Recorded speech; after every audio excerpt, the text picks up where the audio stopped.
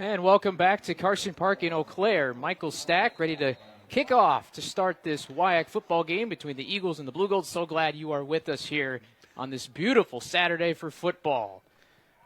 UWL won the toss, deferred, and the Blugolds with the touchback will be on offense first today. Second-year head coach Rob Erickson. Blugolds come in 2-3, Scott, 1-1 in the WIAC. And Rob Erickson has three keys to this game, Nick. First of all, he wants to start fast. They've had a history of starting slowly in a couple of games this year, and he felt that set them back too far. They have to tackle well. We'll talk about that on defense when they're out there. And they also have to find explosive plays, and that means keep an eye on number 2, Isaac Garside, their star receiver. Harry Rubidoux is the starting quarterback. 4-year starter for this Blugolds team. First play of the game will go to Yacht Chul. Minimal gain. Eau Claire comes into this contest third in the WIAC in scoring, 29 points per game, 7th in yards. Running the ball has been a challenge, but the Blugolds have found success throwing the ball. Yeah, third in the league in passing. Harry Rubidoux having an outstanding season, 12 touchdown passes. The interceptions have kind of crept up on him a little bit. He's got 9 interceptions on this season. To go along with 12 touchdowns, he's going to pass it again on second down. Nobody open, or even on that side of the field. He was looking for Isaac Garside, who we have featured here so far this morning. He leads the team in multiple categories. Yeah, UWL will play a typical Tampa 2 kind of defense, quarters coverage, a lot of man-to-man, more man-to-man than zone, and they like to blitz in third down situations like this, so it's 3rd and 8 from the 27-yard line. Let's see if they send a linebacker or sit back and play coverage or rely on their 4-man rush. 3rd and 8, just underway here. Here comes some pressure. It's Garside, and he's got a first down. Well, that time they didn't bring a double team over to help Tate Pitcher on the near side of the field. They let him go one-on-one with Garside, and it was a very simple 10-yard out. Linebacker didn't drop deep enough to maybe get a hand on that pass, but that is classic Eau Claire offense. Really good on third downs. They're second in the league on third down conversions at 52%. Sam Stradel is the tailback. Blugolds are kind of going by committee right now. They've got 3 men that can run the football. You'll see all 3 today. Stradel trying that left side. He'll get about 2. The offensive line and defensive line building depth for this program in the second year under Rob Erickson, but they just haven't found a way to consistently run the football. Last week was a little better, Scott, against Stevens Point.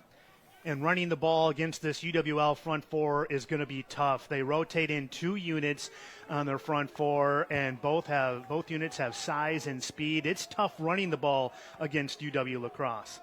So the yards may be coming more on the perimeter for the Blugolds more so today. Chul in motion. It's Stradel again. Hard-earned 4 yards on second down. And I think if you're Eau Claire, you'll take that. 3 or 4 yards of carry right at the teeth of the defense against all those, that front 7 there.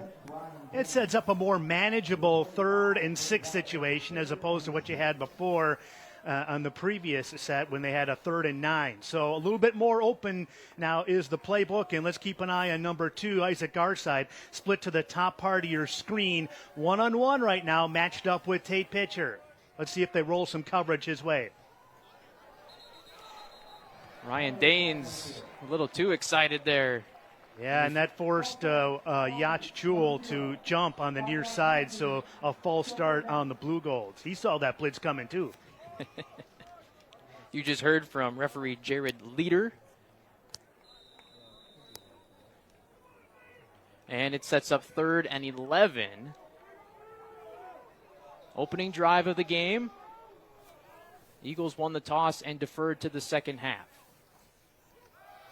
Rubidoux lets it fly down the middle, looking for Garside, and just out of the hands of Garside. Well-thrown ball despite double coverage. And again, Tate Pitcher one-on-one. They let him go one-on-one with the Blugolds star receiver. And he was step for step for him, but even so, it was almost a completion. And so the Blugolds are going to punt after picking up 1 first down. Parker Lawrence is deep for the Eagles. The junior averages about 6.5 yards per return. And he's got a little bit of room on the left side. Nice tackle, though. Special teams making a nice play early. Eagles get the ball for the first time. When we come back, you're watching WIAC football on WQOW and WXOW. Welcome back to Carson Park. Eagles have the ball on offense for the first time, and they're under the direction of sophomore quarterback Kyle Haas. Gabe Lynch, the running back. Keep an eye on Jack Studer out wide. And the pass complete, and that's a great opening play for the UWL offense, connecting with Jack Jenke. Now, Matt Janis, his 3 keys to the game. His skill possession players must separate themselves, and we saw that on the very first play with Jack Jenke. Keep guard side out of the end zone. We talked about that on the last series, and get back to the experience. He felt like his team lost its composure the last 2 games in the fourth quarters, and that has led to some losses. In fact, I was talking to one UWL assistant before the game today, Nick, and he said last week's loss to Oshkosh, when they allowed a 20-0 run to close out that game, was a complete meltdown, and they just kind of lost it mentally. So getting that back, getting that swagger back on the La Crosse sideline has been a theme all week. It's been a couple tough weeks for a program that has such high aspirations, national championship aspirations. 3 losses the last 3 weeks by a combined 11 points. Eagles looking to change things today. Haas steps up. That's Lemoyne. And Wyatt Lemoyne is going to move the sticks. Now, Kyle Haas was in a job-sharing kind of program at quarterback with Zach Weir, but became the full-time starter last week, Nick. And, of course, the Eagles love the fact that he also brings a running element to the quarterback position as well as a throwing element, whereas Zach Weir was primarily a thrower. And so it forces the defense. Now you see the formation. They need to defend 2 possible running options in the backfield, not just 1. It's been a tradition at UWL to have a dual threat quarterback, or even playing 2 quarterbacks. We've documented that over the years in this rivalry. But I think the game plan still involves the run game with Gabe Lynch so much, and obviously with Braden Ott, number 22 as well. Najee Mitchell will get a few carries today, presumably as well. Eagles have run the ball so well against the Blugolds. We've documented how UW-Eau Claire has struggled to stop the run. 2nd and 6 from the 29. First UWL drive. Here is Jack Studer. And he is going to be close to a first down. Little push pass that time to Studer. They're trying to get him involved a little bit more. You know, he's such a great deep ball option. He runs great crossing routes as well. And this is just another way to get him a touch and a feel for the game and get him involved early. He is the stud receiver in the conference, in a conference that has a ton of great receivers. 3rd and 2. Eagles 3rd in the WIAC in 3rd down conversions at 45%.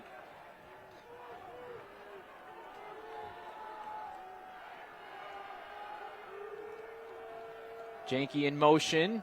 It's going to be right up the middle. Big hole. And a first down run for Braden Ott, the junior, moving the chains. And that's where Matt Janis thought that they have the advantage here today. The Blugolds and their rotation with 2 units up front, their front 8, I'll call it.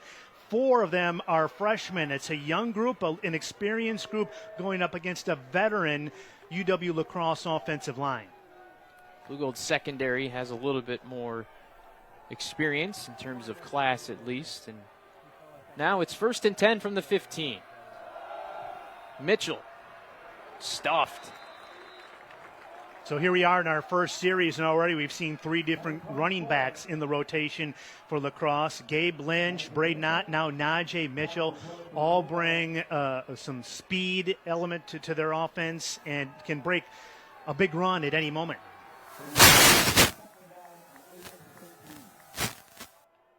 Eagles have been efficient in the red zone, scoring 80% of their trips inside the 20. That ranks 4th in the WIAC. Haas with time, just out of the reach of Mitchell, and he might have walked in. Great coverage in the end zone that time by the Blugolds secondary. I thought maybe Haas might take off with it. He could have picked up at least a first down easily. But then again, you saw Mitchell open in the flat on the far side of the field. That would have been a walk-in touchdown here. But, that's what Kyle Haas brings. He can run with it if the opportunity presents. 3rd and 8. From the 13-yard line. This is a big early moment here for the Blugolds. They like to run some stunts up front with their defensive linemen in passing situations. Let's keep an eye on that. Haas over the middle, and it's nearly intercepted. Went off the hands of Marko Rajkovic, the tight end. Yeah, that should have been 6 points right there, and Rajkovic upset with himself that time. And so now they'll go to, it looks like they're going to bring on Michael Stack for a field goal. Take another look here. So Michael Stack, of course, had the big moment last week in the loss against Oshkosh, missed the 41-yard potential game winner. This try is going to be 23 yards. And he boots it through. Eagles on the board with their first drive. They lead 3-0. But really a small win there, Nick, for the Blugolds defense. I mean, the Eagles had the right plays dialed up. Looked like they were moving down the field in for 6. They hold them to a field goal. That's a good start for the Blugolds defense. This is a defense that has taken its lumps as Coach Brady Gravold, defensive coordinator, builds the depth and builds the scheme here. Blugolds were embarrassed by River Falls, no other way to put it, in the WIAC opener 2 weeks ago. Yeah, and talking to Rob Erickson, that was been really kind of the outlier game for the Blugolds this season. Otherwise, he feels like they could have another win, maybe even 2 under their belt this season. Feels like they could be 3-3 or maybe even 4-1. They have seen enough this year here through the first half of the season to be very encouraged. They've already matched their win total from last year, and they still have half a season to go. So if you're Rob Erickson, you're seeing the kind of things you want to see as far as improvement from your program in just your second year. Last week was a big get-right game. They shut out UW-Stevens Point 41-0 on homecoming. Carson Park was packed, great environment. Blugolds felt like they needed that one last week, and here they are at 2-3 and a chance to score a signature win against UW La Crosse, one of the perennial powers. Short kick, going to be fielded near the 35, and Eau Claire's going to have some good starting field position for its second drive of the game. Well, that was interesting. I don't know if that was like a pseudo onside kick or maybe, hey, let's just bounce one down there and maybe we catch a break. But anyway, worked out in the Blugolds' favor. They'll have excellent field position. You just never know what hop that football might take. I was at a high school game last night here at Carson Park, and kind of the same play. Put one in between. A couple guys that maybe don't get the ball kicked to them very often. You hesitate for just a second, and maybe you capitalize. Well, the football does have a funny shape, Nick, and it can bounce kind of weird. So here are the Blugolds on their second drive. Had one first down the last series. Roubidou going to roll and just chuck it out of bounds. That was Nate Wiltshire on the pressure that time, and that is a concern for Rob Erickson. Roubidou doesn't have a whole ton of mobility, and so we will see Jacob Donahue come in and play quarterback a little bit to the Blugolds on a little bit of a job share with their quarterback position. Donahue will come in a little bit later on, but Roubidou, the senior you mentioned, 4 years, I feel like we've been calling that guy's name forever in this rivalry. He's had some really big games. Played most of last season with a shoulder injury, had some surgery during the offseason, but he's healthy now, and that line has kept him upright this season, which has been huge as Eau Claire tries to build up this offense. Another run bottled up. That front seven for the Eagles, so stout. And again, Nate Wilcher in there. Wilcher, a transfer from Winona State. Both these teams hitting the transfer portal hard here in last offseason, and has worked out well for both of them. Christian Powell, number 1, into the game at end for the Eagles. He brings a little pass rush element here, 3rd and long.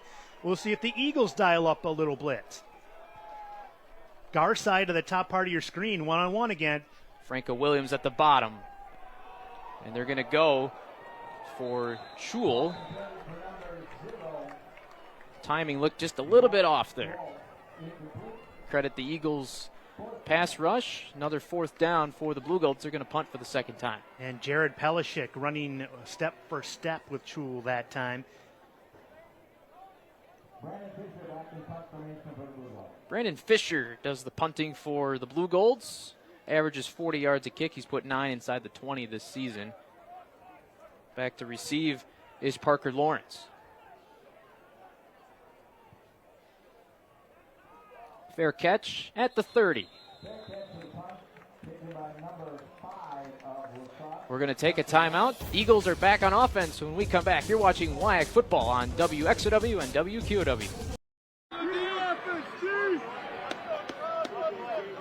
All right, well, despite this being a rivalry matchup, Nick and I actually caught both coaches all smiles before the game. Their relationship goes way back. Erickson used to coach Janice at Platteville, and then they coached together. So ultimately, there doesn't seem to be any bad blood out there today. All right, thank you, Brianna. Yeah, they've known each other for years. Erickson spoke at Janice's wedding, and they told me that they weren't going to talk to each other all week long, but I don't know if that actually happened, Scott. Yeah, you know, maybe a friendly text or two. Hey, like, see you on Saturday. Game's at 1:30. Yeah. One thing I found out, Nick, once the season starts, and it goes with all these coaches, it's pretty much all business, and we'll have chit-chat and have fun time in the off season. Yeah, they were all smiles at midfield before the game today. Eagles back on offense, and Rajkovic has a catch to move the chains. Eagles are getting chunks through the air so far. Yeah, and another thing here, too, you see Haas has plenty of time in the pocket, just had to dodge one would-be rusher. The Blugolds very good at rushing the passer, 2nd in the league in sacks with 12 coming in. But I think for them to get home today and to put more pressure on Haas, they're going to have to bring more than 4. Maybe if they do bring just 4, run some stunts up the middle with their defensive linemen. They do have 6 interceptions on the season. They forced 3 takeaways. There is a tackle for loss for the Blugolds. A couple bodies back there, but Brady Pulse, just a freshman, making a nice play. That was kind of a slow developer and allowed Pulse to come in and make the play. That Blugolds front 4 from left to right: Pulse, Jake Carmichael, Aiden Drost, Marcus Banks, and as you alluded to, Scott, they kind of have a line change. They'll bring in a fresh 4. This is one of the big improvements for this Blugolds team over the offseason, is building depth at that defensive line position. And you need it in this conference where the boys up front are big. Here's Haas. That's a designed run for Haas. Gets to the corner, and he'll get about 3. It'll set up 3rd and about 9. Would have liked to see him follow his lead blocker a little bit longer. I thought there were more yards to be had on that play. It did gain 5, though. And the player injury, Caden Tonsanger, from number 31 for the Blugolds, who was slow to get up on the far end of the field. Walking across the field now, and looks like maybe a chest or arm injury. He had a pick 6 last week that was kind of the exclamation point on a great defensive performance. Blugolds got their first shutout in about 15 years, 2008, last week against the Pointers. Tonsager, though, favoring that right shoulder. Officially 3rd and 7. Well, 3rd downs are going to be huge in this game. The Eagles, 1 of 2 on that opening drive, had to settle for a field goal. This is where the Blugolds, you can see them lined up on the line of scrimmage. Let's see if they blitz or drop back. Haas with plenty of time. And it's Studer breaking free inside the 20 down to the 16. Well, that's Jack Studer right there. He can go deep, he can run crossing patterns, and when he gets the ball, he has very deceptive speed. Matt Janis telling me that over 20 NFL teams have made their way to La Crosse to scout Jack Studer specifically, interview him, and work him through the pre-draft process. He's going to be in an NFL camp next year. Averages 119 yards a game, leads the conference in yards. His next touchdown catch will set a UWL program record. Here's Haas on the rollout to the corner of the end zone. Incomplete. Well, that time they were trying to run Studer on a crossing pass pattern underneath as well, but he was bracketed that time. The Blugolds knew where he was, so the only option for the Eagles and Haas that time was Tyler Bowman in the end zone. The junior out of Spring Valley. Almost made a highlight play there late in this first quarter. 2nd and 10 from the 16. Lynch. Minimal gain. Call it 2. And so another 3rd down opportunity for the Blugolds defense in the red zone. And we got a little bit of a hockey line change that you mentioned earlier, Nick, bringing in a fresh front four for the Blugolds. Rob Erickson has some special rules for Jack Studer on 3rd downs. Let's keep an eye and see what they do here. Studer right now lined up to the inside of the bunch formation on the far side of the field, wearing number 20. And now he's in motion. Odd is the tailback. Haas looking left, buying time. Now he's going to run, and he's going to be short of the 1st down. Short by about a yard, and you wonder if Matt Janis is like, hey, let's get our big offensive lineman out there with our dual threat quarterback here and see if we can make something happen and go for it, and that's exactly what they're doing. The way the defense has played in this opening quarter, I like the decision as well. Number 3, Keaton Arndt. Wyatt Lemoyne, bottom of the screen. Braden Ott in the backfield. Rajkovic, number 19 there at tight end. 4th and 1 from the 8. Oh, look at that great second effort, and this is going to be tight, Scott. Oh, my goodness. I think they're going to give it to him. Yeah, Landon Westlow had a chance to end that drive. He met Lynch right in the hole, but couldn't bring him down. I wonder if that's actually Braden Ott who carried the ball. I wonder if we get another look at this one. Watch Westlow as he comes up. He feels beautifully in that hole, but he just can't quite bring him down. Great second effort by Ott to get the 1st down. And so 1st and goal now for the Eagles at the 6. Studer with one-on-one coverage at the far side of the field, all alone now. Play clock at 3. Haas, quick pass to Arndt, inside the 5.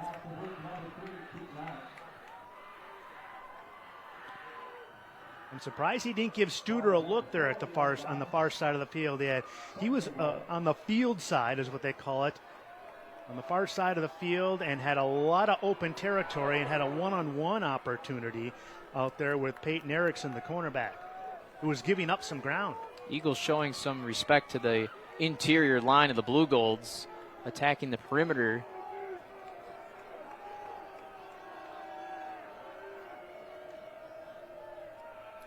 And this time it's Haas on the keeper. And he's down to about the 2. Yeah, the Blugolds are tuned in on Haas's running ability as well, and they read that one nicely.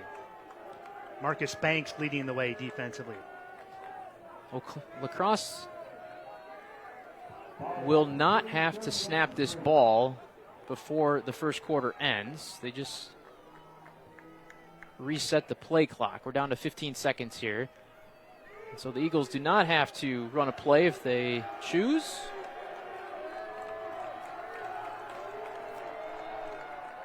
Haas over the middle, broken up. Beautifully done by Walker Koresh, and that's a huge play because now you're facing a 4th and goal from the 3, or do you kick the short field goal? 1 second to go here before the end of the quarter.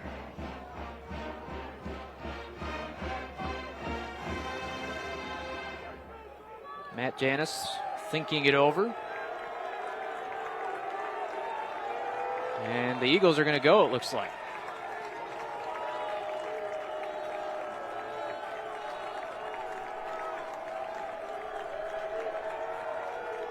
Play clock down to 5. Haas surveys. He's going to pass over the middle. And broken up in and out of the hands of Tyler Bowman. It's a turnover on downs. And how about that stop from the Blugolds D? Huge, and a huge momentum turner early on for the Blugolds defense. Sensational coverage coming across the middle. I thought it was a really tight window, and I'm surprised they didn't give Jack Studer a shot at all in any of those 4 plays. That's the end of the first quarter. UW La Crosse leads UW Eau Claire 3-0. We're back with more WIAC football after this timeout.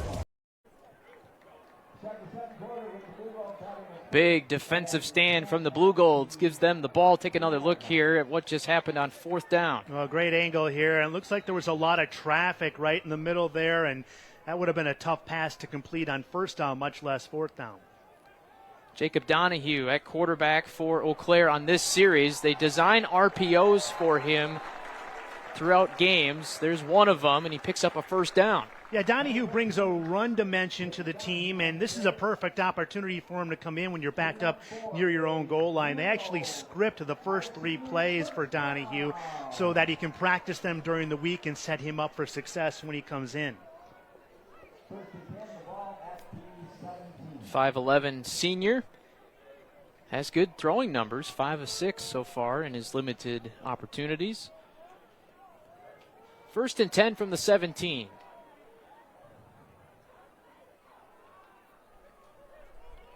Another designed run, right side. Not much there this time. Yeah, so now if you're the Eagles with Donahue now at quarterback, you have kind of a, not different rules, but you have kind of a different sort of awareness when he's in the game, because now you have to defend 2 runners in the backfield and not 1, with Roubidou not being much of a running threat.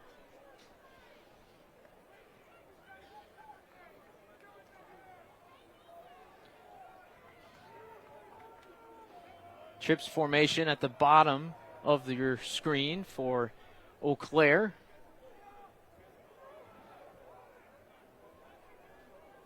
And let's see if Donahue will pass. This time he will. He evades the rush, and he'll get a small gain to the 19-yard line. Well, that time Garside was lined up on the far side of the field as the single receiver, and they bracketed him. They double-teamed him that time. Earlier in the first quarter, we saw Tate Pitcher go mostly one-on-one with Garside when he was lined up. So interesting. And now same sort of formation, Garside, far side of the field with Pitcher, one-on-one with him. Let's see if they bracket him with a safety. And Harry Roubidou back in at quarterback for this passing situation. Going deep for Garside, he's going to throw it over everybody. More double coverage on Garside. Yep. And so Matt Janis will double Garside on occasion, depending on where he lines up in the formation. And those last 2 plays were defended wonderfully, exactly how Matt Janis was hoping. 2 deep shots to Garside and coming up empty.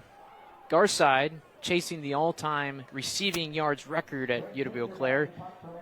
Should be able to get it later this season if he sticks to his average of about 97 yards per game.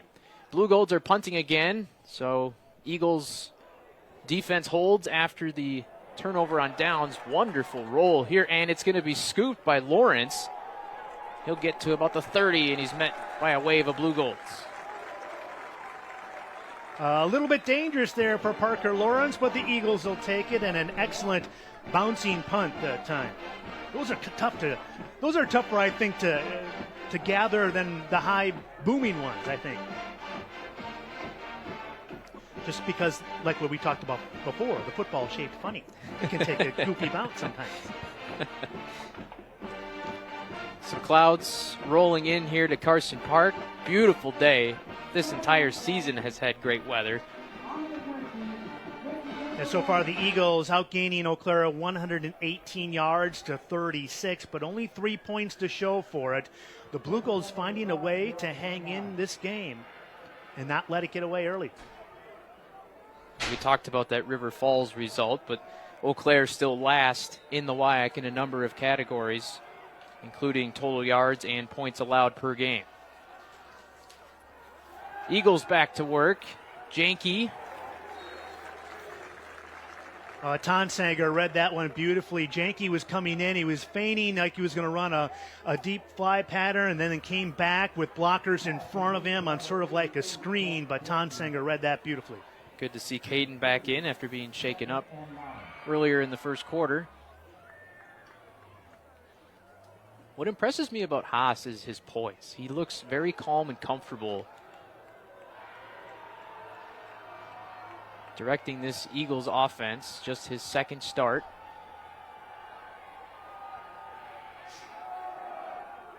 Up the middle. Tonsager on a blitz again. Yeah, you mentioned Kyle Haas. He's a transfer from Winona State, and he actually played in 10 games for the Warriors back in 2022. He threw for 5 touchdowns and ran for 3 more, I beg your pardon. But he didn't play at all last year for Winona State. That led to the transfer, and he's played in every game this season, starting the last 2. Blugolds rotating running backs. It'll be Mitchell in the backfield for this 3rd and 5. Haas to Mitchell. Oh, met immediately. We'll give it up to the Blugold cornerbacks on that drive. Tonsager with 2 big plays, and then Erickson there, and they kind of own that possession. Defense is dominating here. Last year we had points. Lots of points, Scott. 59 for UWL, but today is looking more like a defensive struggle. And lots of freshmen on the field on that defense for the Blugolds and holding up well so far.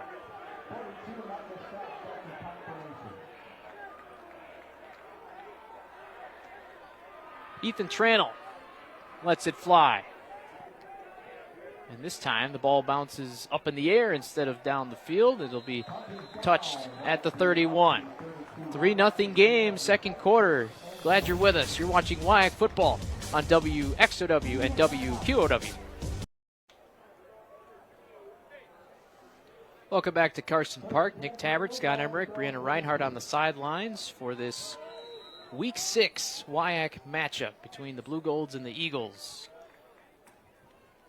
Harry Rubidoux back to work. This will be a run up the middle for a minimal gain there. And it's Christian Torgerson. He's part of the 3-man rotation at running back for Eau Claire. Nicholas Jornt filling up that hole to perfection, limiting that play to just a yard. Yards have been tough to come by on the ground for the Blugolds, but they want to have balance. Yeah, between the tackles, yards will be tough to come by today. They're better testing the perimeter, and it looks like they're going to try that here. Pass swung out left to Landon Tonsager. And even just a play like that, nice little 5-yard gain, sets up a 3rd and manageable, where the Blugolds have been very good this year on 3rd down. Today, though, not so much, just 1 of 5. Excuse me. Let me double check that. 1 of 4 on 3rd down so far for the Blugolds. And as you mentioned, this is an offense that ranks 2nd in the WIAC this season in 3rd downs. 3rd and 4 here.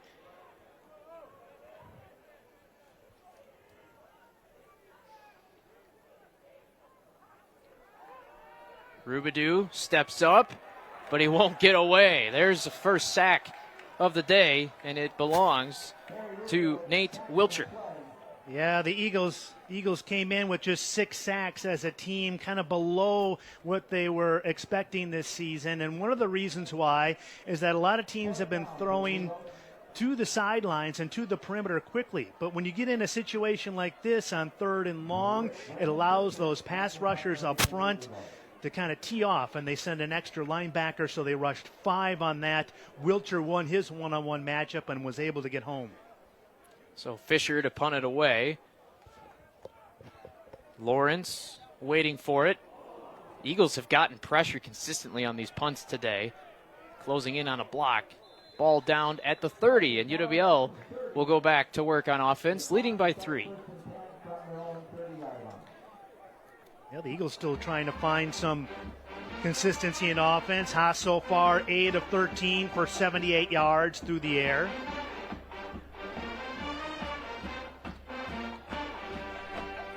Explosive plays is something that every offense talks about.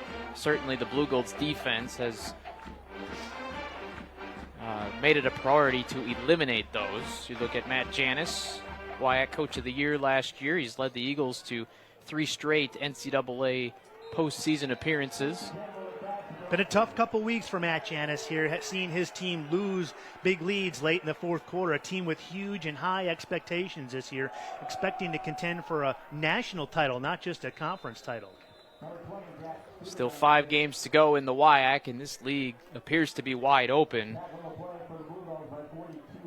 So who knows? I'll tell you what, we've seen some wacky games this year, huh? River Falls has lost. We saw Whitewater lose to Stout.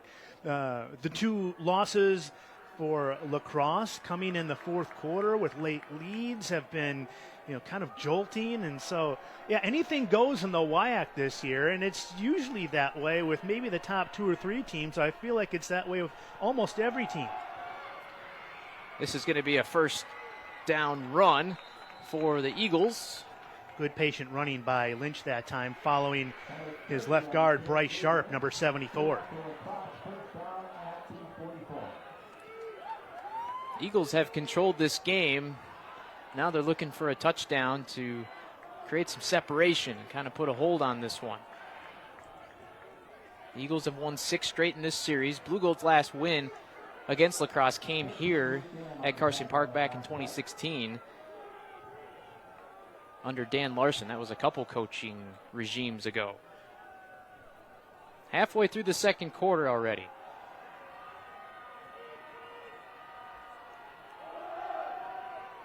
And this is going to be Braden Ott, left side, picking his way to midfield.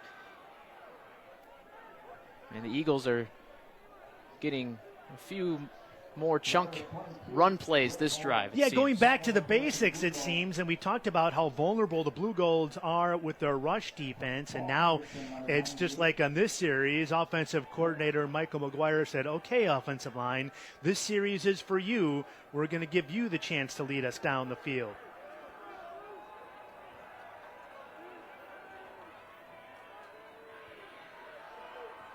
Back to the ground. There's a big hole, and Ott has another first down.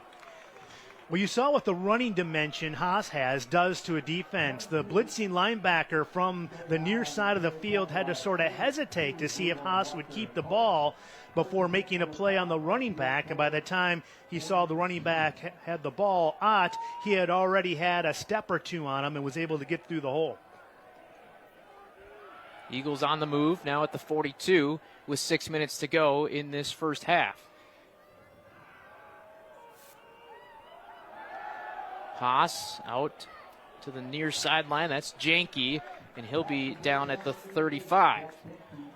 Jack Janke from the Janke football playing family at UW La Crosse. Boy, his dad was a star at UWL, part of that 1992 national championship team, was the conference offensive player of the year that year. He had his uncles, John, Gene, Chester. They all played here and had outstanding careers at UWL.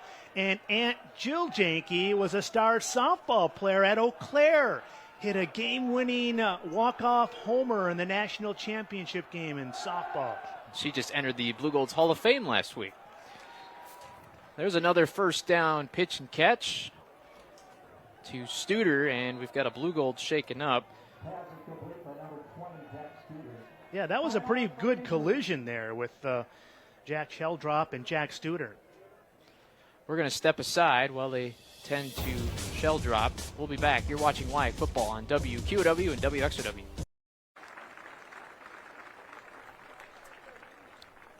Blugolds freshman Jack Sheldrop being assisted off the field.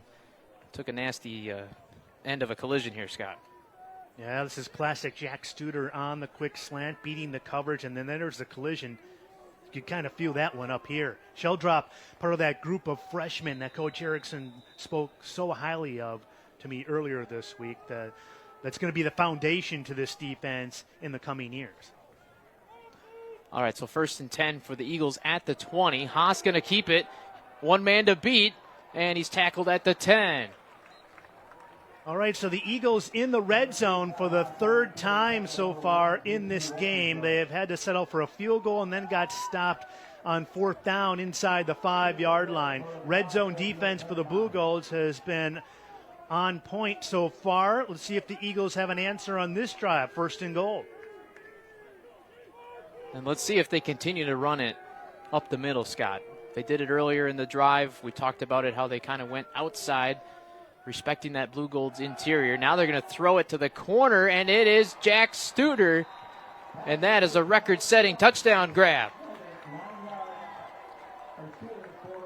31st career touchdown catch. That'll be the most in UWL history. He passes Scott Bernowski.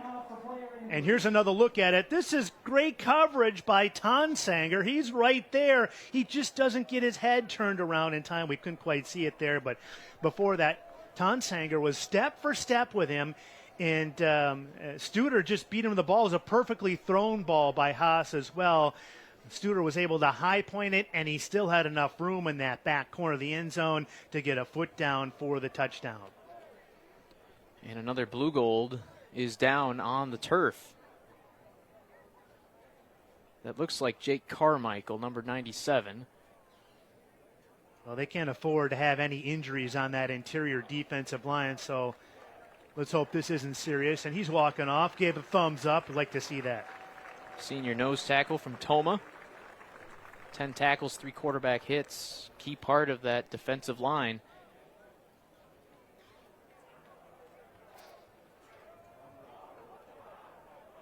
And so Michael Stack, who is perfect on extra points this season, will try to give the Eagles a 10-point lead.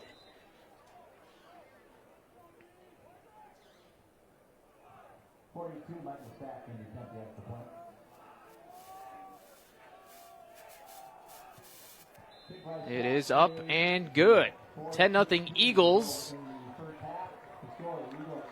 So, Nick, that drive, that was all about the offensive line that time. We saw a 4-yard run from Lynch, another 5-6-yard run. Braden Ott busted one for over 10 yards.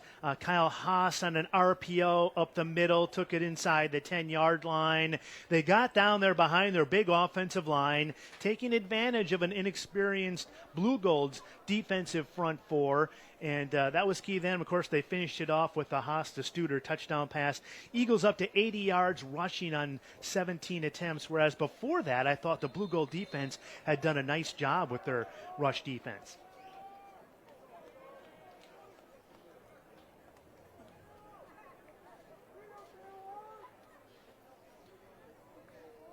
I think that was a big moment, too, for Lacrosse there, Nick, of having gotten so close, gotten inside the red zone twice earlier, only come away with 3 points. Important for the psyche of the team and the offense to push one across into the end zone. We talked in the pregame show about how this game is going to be so much about the team's psyche after getting jolted the last couple of weeks. And now the pressure shifts to the Blugolds offense, unable to really sustain anything so far today. Chul is going to take it from about the 6. And down at the 17, that's where the Blugolds will go back to work. You kind of have get the sense that they just need to get a couple first downs, and maybe this offense will find its rhythm. Well, I wonder if they'll go back to the perimeter passing game. That's how Platteville got success against the Eagles defense, Oshkosh as well. It's the snap back to the quarterback and the quick pass to the outside. Maybe get Chul going or Franco Williams, or maybe if they ISO Garside and get him in front of a couple blockers as well. Let's keep an eye if they go quickly to the outside, because yards have been really tough to come by up the middle. Garside in motion. Rubidou, slant. Nice gain on first down. They go back to Landon Onsager. Nice pitch and catch there. You know, you talked about how Rubidou had battled a shoulder injury last year. And just from watching him last week against Stevens Point and that pass right there, you could tell he has a little bit more zip on the ball. 4-year starter. 12 touchdowns this season. 9 interceptions, though. A little bit more than the Blugolds would like. 2nd and 1. Demetrius Bergman, the freshman, is going to get hit behind the line, and it's a loss. Adam Quam, the senior from Holman, with a tackle for loss. Little run blitz that time. Matt Janis sending an extra defender, and Quam read it perfectly. I know Adam Quam's excited about his Holman Vikings sharing the MVC title with 4 other teams. How ridiculous is that for the folks who follow high school football in the La Crosse area? A 5-way tie in the Mississippi Valley Conference. 3rd and 4 here. Rubidou. Pass deflected, I believe, when it reached the target. Bodie Zen's unable to bring it in. Back-to-back big plays defensively for Adam Quam, and now on a 4th and 3. We'll see what the Blugolds do here early on. Rob Erickson talking to his special teams unit, and here they come. Blugolds are going to punt with just inside 3 minutes left in the first half. Both teams have all 3 timeouts. Eagles should end up with pretty good field position out of this. Lawrence is standing at his own 43.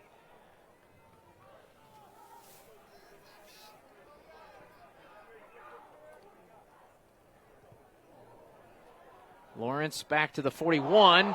Dropped the ball. It's loose. And who's going to come away with it? Officials say UWL. Tyler Severson with a hustling play on special teams. You know, that ball was out there for a couple of moments there, wasn't it, Nick? I mean, in the middle of a bunch of people, it's like nobody knew it was free. And then all of a sudden, Severson turned around and said, oh, I better hop on this. That's a big break for the Eagles. 2:45 to work with, 3 timeouts. Let's see if UWL can match what it did on its last drive and put 7 on the board. Let's see if the Blugolds move a couple of linebackers up closer to the line of scrimmage. Help out with that run defense. Lynch to the left side, finds an opening. Big run here, and he's all the way to the 40. Good patience that time by Gabe Lynch. The idea was to go between the tackles, although we do have a flag on the play. We will hear from Jared Leader. And maybe that's why he was able to bounce it to the outside and find so much room. Holding, offense, number 74. 10-yard penalty, replay first down. Called on Bryce Sharp. 234. It's been a pretty clean game, though, so far. But the Eagles are backed up to their 34. It'll be 1st and 20. That's just the second penalty of the game, 1 for each side. Neither team heavily penalized over the course of the season. And it's a pass now on 1st and 20. And making a man miss is Studer, and he's going to get most of that 20 yards on first down here. He got all the penalty yardage back. Well, that's what I'm talking about with Studer. I mean, they had 3 guys over there, the Blugolds did on defense, just 1 blocker in front of him, and he always seems to make the first guy miss. And when you watch him or you're standing on the field, during pregame do his thing. He doesn't seem like a very imposing guy, but at the same point, he just seems to make a big play. 2-minute warning here in this first half. We'll come back with the conclusion of the first half right after this. You're watching WIAC football on WXOW and WQOW. UWL trying to take a two-score, or extend a two-score lead, I should say. Maybe even go up by 3 scores here at the end of this first half. Facing 2nd and 8, 3 timeouts to work with. And we see trips at the bottom of the formation here. Now Studer in motion. Haas. Safety valve to Ott. Stood up by a bunch of Blugolds. Defended nicely that time. One thing we've seen with the UWL offense and that success they had running the ball in that last drive, it has opened up the passing game a little bit. And Kyle Haas now 5 for his last 6 throwing the ball. This is a big moment here on 3rd and 4. The Eagles, if they can extend the drive, remember, they received the second half kickoff. Looking to turn the momentum back in their favor. They had the 4th down red zone stop. But the Blugolds really haven't had much rhythm on offense, and they haven't had the ball very often. And we're going to get a whistle here and I believe a timeout. Yeah, the play clock was winding down, getting around 2 and 1, and Matt Janis said, hey, I'm not going to risk it. Too big of a play here. Let's take the timeout. So 2 left for the Eagles, and that could work out in the Blugolds' favor if they can get a 3rd down stop here. 1:11 to work with. Colton Emsweiler will have our halftime report. He's going to talk a little bit about the WIAA football brackets that were released this morning on WQOW and WXOW. A number of Cooley Region teams and Chippewa Valley teams are postseason bound. Set up for an exciting postseason run. Who are the favorites in the Eau Claire area? Give them to me. Well, you have to start right here on Carson Park's field. Regis, the Ramblers, undefeated regular season. They're a number 1 seed in Division 6. Perennial power. Perennial power with Brian Brenner. His staff continues to do a great job. Stanley Boyd's had a great season. Mondovi's always a player. I'm looking at, Spring Valley and Boyceville. We've mentioned alumni from those schools. Should be exciting. 5 weeks to end the prep football season. 3rd and 4 here, and Haas is just going to keep it, but he is not going to get there. Oh, that Blugold defensive line won the battle that time. The Eagles trying to spread them out, and I wonder if they may go for it here on 4th down. Erickson choosing not to call timeout, so we are under a minute and rolling, and the Eagles can take this all the way down to about 20 seconds left if they choose to. They also have 2 timeouts. Maybe let the clock wind down, call timeout, and assess the strategy there. It is 4th and 3. 8 seconds on the play clock here, and the Eagles are not going to snap this ball. Matt Janis signaling timeout with 21 seconds left on the clock. So now interesting strategy here. You have a 4th down at midfield. If you don't make it, you leave the Blugolds with maybe, 15, 14 seconds left to do something, maybe get in field goal range. And then on the other hand, if you do convert this 4th and 3, if you're the Eagles, you do have 1 timeout. You have a really good kicker in Michael Stack, who is hitting field goals from 50 yards out during pregame. And so it'll be interesting to see which direction Matt Janis goes coming out of this timeout. Stack's long this season is 39 yards. But as you mentioned, he was consistently hitting from that 45-50 range in this direction during pregame warm-ups. Not much of a breeze. Swirling a little bit here at Carson Park, but the west end zone, the flags are still. But they've got to convert a 4th and 3 first before they can think about a kick. And I'm seeing the punter come out, Tranel. Janis playing it safe, but his defense has been dominant here in this first half. Yeah, and that's probably the wise thing to go. You kick it deep, you force the Blugolds to basically just kind of take a knee, and then you come back, and if you're the Eagles, you'll have the ball to start the second half and start fresh. Freshman Jonah Evans is back to field this punt, but it's going to sail out of bounds. Yeah, that was kind of a wobbler off the side of his foot. And we'll see how far out this comes.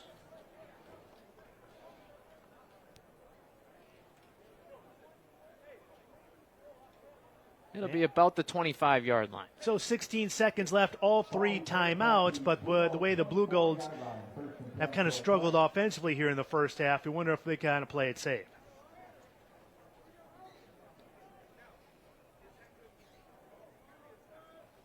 Harry Rubidoux, 4 of 10 passing. Not much rush yards to speak of here again today. Jacob Donahue actually has the longest run of the day, the design quarterback run option. It'll be a handoff to Sam Schradel. Big hole left side. Delivers a hit, and he's out to the 35. But the clock now reads 9 seconds as they move the chains, and I think Rob Erickson is content to just let this go to halftime. Oh, defensive rule of the day so far here in the first half, Nick. The Blugolds with some really good red zone defense, and the Eagles have been solid defensively all around. They haven't let Isaac Garside ruin the day for the Blugolds, and they've done a terrific job guarding him. Teams making their way off the field. The Blugold Marching Band, 426 members strong, will be performing here at halftime. Eagles, 2-3 when leading at halftime this season. They were 10-1 in that category last season, as they, of course, won the WIAC and went on a deep postseason run. Our Brianna Reinhardt is going to catch up with Matt Janis here momentarily. We'll send it down to Brianna. Good to go. All right, Coach. Well, you have the lead at 10-0 at halftime. Just kind of tell me, it's got to feel good. Not a high-scoring game. Just what's that message going into the locker room? Well, this is where we struggled really over the last 3 weeks, was coming out of halftime, and we haven't played well in the second half here for the last, like I said, 3 weeks. So we got to figure out. We tried to do some different things here and try to make some different adjustments. And our coordinators right now are probably scripting already, kind of getting into what our second half calls are going to be, and try to have a better procedure here as we get going in the second half. I guess any sort of specific adjustments you're hoping to see in the second half to get that offense moving? No, defense is playing well. I mean, obviously they're moving number 2 around all over the place, so it's trying to get a feel for where number 2 is on defense when we're on defense. And then offensively, we're moving the ball. We're just kind of shooting ourselves. Not really shooting ourselves. They're making some good plays too down in the red zone. We got to find a way to execute in the red zone here. All right, just tell me a little bit about what you've liked so far, what you've seen out there. I like the way our run game's going on offense, being able to move the ball, and then defensively, I think we're starting to pressure. I think that's going to be important here as this game goes on. Our front four is starting to pressure a little bit, and we got to get into our blitz package here as we get going in the second half. All right, thanks, Coach. Thank you, appreciate it. All right, thank you, Brianna. Halftime show is next. You're watching WIAC football on WXOW and WQOW. Welcome to our halftime show on WXOW and WQOW. The Eagles lead the Blugolds 10-0 at the break. Here's a few things about both programs that might fly under the radar. Of course, today's game is being played at Carson Park, but that may not be the case for much longer. That's because Simpson Field could become the future home of the Blugolds following a major transformation, with UW-Eau Claire saying thank you to one of the project's biggest supporters. The RCU Foundation was recognized for its $400,000 contribution on Wednesday. Royal Credit Union is the sponsor of the visitor side of the field, which now has bleachers and a press box. The group is well known for supporting local arts and athletics. One of those projects that we think it sends a message to the community that we are a community partner, that we believe in this organization, and we believe in this community. It's transformational. I mean, when you talk about the number of student athletes that either practice or play here, women's soccer, men's soccer, nationally ranked team, service our football student athletes and all of our students. So it truly is transformational. The project is not complete quite yet. Additions such as West End bleachers and a new track could also be added in the future. To the other sideline now, it's a tale of loyalty for one UWL player. Linebacker Ryan Daines enters year 6, donning the maroon and silver, something the locally grown talent always dreamed of doing. Being able to play for the Eagles was really awesome for me, and being able to play these last 6 years, I guess now, has just been something I wouldn't trade for the world. From humble beginnings down the Ludicrous Highway in Westby, UWL's Ryan Daines has dedicated his adult life to the football program. While others may leave early to focus on their future careers, Daines wanted to have another go with his second family. Really the reason I came back is I want to be a part of this team again, be around these guys, and kind of take full advantage of the eligibility I had. Last year didn't end the way I wanted with a season-ending injury, so having the opportunity to come back and be with all the guys on the team and the coaching staff and everything, I just want to continue to be a part of it for the time I had left. The only two-time captain currently on the roster, number 56, has more experience than just about any player in the WIAC. So much so that the 6-year linebacker has been around longer than Matt Janis has been the head coach, with one leading the team into a new era of success, while the other continues to make big plays on defense. You know, for Ryan, it's probably like watching more me grow than I watched him grow, right? Consistency as a person, consistency as a player, like, you know what you're going to get. Like, you know you're going to get his best effort. You know he's going to, he's never going to go like this. It's always, he's going to be flat, like in big moments, and whatever's going on around him, he provides the same consistent message to our team. Janis was actually one of the main reasons I came here. He was defensive coordinator at the time, and just really got a big bond with him from the time I first stepped on campus, and that continued with him being the head coach now, and kind of having that relationship and be able to learn from him has been an awesome opportunity. When we return, where some of Western Wisconsin's best high school programs will begin their run to Madison. Stay with us. Welcome back. Let's talk high school football for a second. The WIAA revealed the football playoff brackets for all divisions. Here's some of the notables to keep an eye on in the first round. In the Cooley region, a big-time rematch as Central will visit Holman. The Riverhawks did beat the Vikings this season. A big year for Logan gives them a home game. Rangers facing Wapaka. Over to Division 4, Aquinas' run for a 4th straight title begins at home against Edgewood. Right on their tail is West Salem, who faces Platteville. And Bangor nabs a top seed in Division 7 as the Cardinals will play Iowa Grant. Up in the Chippewa Valley, Rice Lake's title defense starts against DeForest. Menominee visits Monona Grove. Mustangs extend the state's longest playoff streak. Stanley Boyd hosts Spooner in D5. An amazing season for Regis gives the Ramblers a top seed and a date with Fall Creek, and Oliva Strum will visit Pepin Alma. These are just a few of the big games about to take place next Friday. Check back then for complete coverage of your favorite area school. Badgers in action right now at Northwestern. Wisconsin with a halftime lead over the Wildcats. Should they prevail, the Badgers would be just one win away from bowl eligibility. Still ahead, we'll get you set for your Packers Sunday as well as the second half between the Eagles and Blugolds. Speaking of, let's take a live look at that UW Eau Claire marching band as we head into break.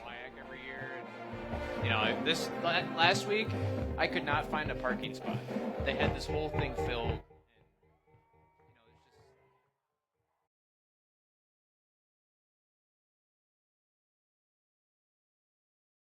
We hear static. I don't know what it is, but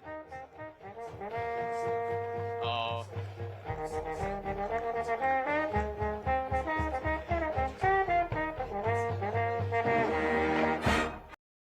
A good break for the Packers as they get ready to host an equally good Texans team. Houston could be without some key members of their defense come Sunday.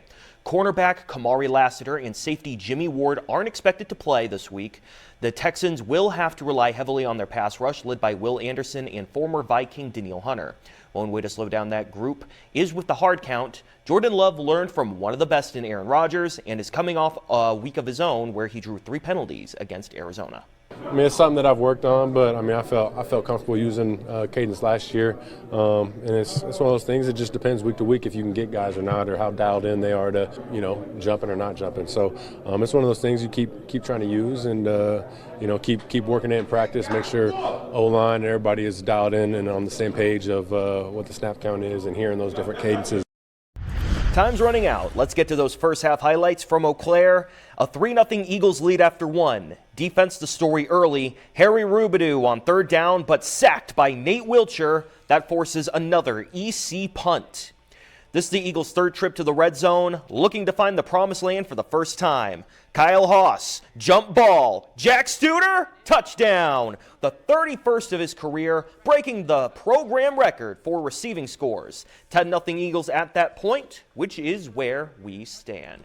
That's going to do it from me back here in the studio. Thank you so much for tuning in, but there's still a lot of football left to play. Nick Tabbert, Scott Emmerich, and Brianna Reinhardt on the sideline. They got the call when the second half kicks off, right after this. Welcome back to Carson Park. 2 minutes to go here in the halftime. And it's UWL 10, UW Eau Claire 0. A little tighter game than the last couple of years, but it's pretty much been the Eagles that have dominated, Scott. Yeah, defenses too. I think you could say, even though the Blugolds have given up some yards on defense, they've done really well in the red zone. On 4 trips to the red zone, they've given up a field goal. They've turned it over on downs and 1 touchdown. Brianna standing by with Coach Erickson, I believe. Brianna, go ahead. Are we redoing it? I'm sending it to you. Go. All right, Coach, you guys are down 10-0 at halftime. What was that message to the team to try and get things rolling for you guys? Yeah, we just got to convert third downs. Right now we're 1 for 6, and we got good plays. We just got to execute. We got to catch the ball. We got to block and protect the quarterback. And our kids are ready though. We know we're a fourth quarter team. We know we got the conditioning to put us in this position, and our kids are fired up. We're ready to go. Yeah, and just tell me about those adjustments to get some points up on the board. Yeah, we just got to sustain drives. I mean, we got the plays. We know what we need to do. They're there. We just got to get them. So not a ton of adjustments. There's going to be some new motions and some quick throws to the perimeter a little bit here, but that was already part of the plan, and we just got to execute it better. All right, anything in particular that you need in order to shut down their offense? Nope, just keep playing great on defense. We're playing really hard. All right, thanks, Coach. Thank you. All right, thank you, Brianna. Blugolds will get the ball to start this second half. Important game for both teams, obviously. When you look at the WIAC standings, Eagles are trying to get back to the NCAA playoffs. Likely need to win out. UW Eau Claire, 1-1 in the league, just looking to stack some signature wins together here and climb up the standings. Yeah, first half stats here. We got total yards. UWL with 206. Eau Claire held to just 55 on just 20 plays in that first half. The Eagles able to get that ground going a little bit. 18 carries for 81 yards, 125 through the air. The Blugolds held to 26 yards rushing and just 29 passing. I'll tell you what, the wide receiver comparison, Nick, this is what really jumps out. Matt Janis thought that Isaac Garside would get like 15 touches today. Instead, here's what UWL's defense has done with Garside. 3 targets, just 1 catch for 14 yards. Meanwhile, UWL star receiver on the other side, Jack Studer, 5 targets, 5 catches, 77 yards, and the 1 touchdown. Blugolds had that touchdown drive mid-second quarter to make it a 10-point game. Eagles get the ball on offense here to start the second half after deferring to start the game. Well, Matt Janis talked about culture this week and how second halves, you heard Brianna's interview, have been kind of a big bugaboo for the team here the last couple of weeks, losing those big leads. And this week has been a lot about focusing on themselves and putting the onus on the team captains to kind of bring the team together and finish games right. We'll see what that was said in the halftime locker room, what adjustments were made, and if the Eagles come out stronger and better than they have in the second halves compared to the last 2 weeks. Studer in motion here to start this drive. And I think we're going to have a delay of game to start the possession. Time runs out. Yeah, really no reason for that. I mean, coming off a kick out through the end zone, first play of a drive. That's not the way you want to start a second half. Jake Carmichael for the Blugolds, number 97, was just waving his arms up and down, hoping to get the crowd involved. Carson Park usually electric around halftime watching that Blugold marching band, and a number of folks have stuck around. A rare 5-receiver set this time. Haas to Janke. Ball comes out, and the Blugolds have it. We'll see if this is ruled a fumble or if it's an incomplete pass. And it's going to be an incomplete pass. Yeah, they say Janke never had control of it, and I tell you what, that was right in the gray area, Nick. That was really close. Let's take a look at the replay here, and you be the judge at home.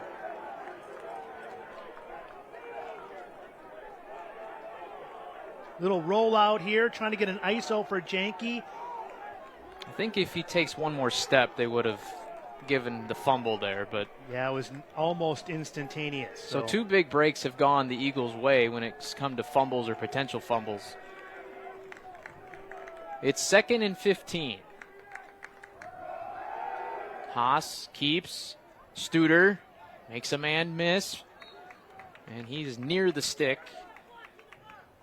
Similar play, just the other side of the field, and that time Studer turned it up for a gain of about 12 on the play, setting up a much more manageable 3rd and 3. Here's the other number that stood out to me, Nick. Studer, of his 5 catches for 77 yards, 62 yards after the catch. And on this one there, he added another 9 yards after the catch. And Rob Erickson spoke about that with the local media this week, just talking about how when he first came into the league last year, it was, hey, the Studer kid is fast, but his ability to make people miss as Tonsager breaks that pass up against Studer, and Studer's a little slow to get up. Yeah, that was a sensational play by Tonsager, going step for step with Studer.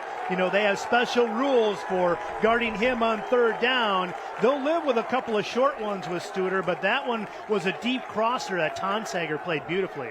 See if that sparks the UW Eau Claire offense. Blugolds defense fired up coming off the field. A chance to turn momentum in this game.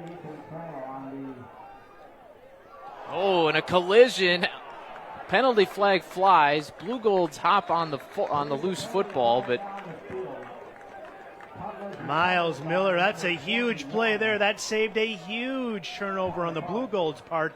And I think they're going to get the Blugolds for a block in the back.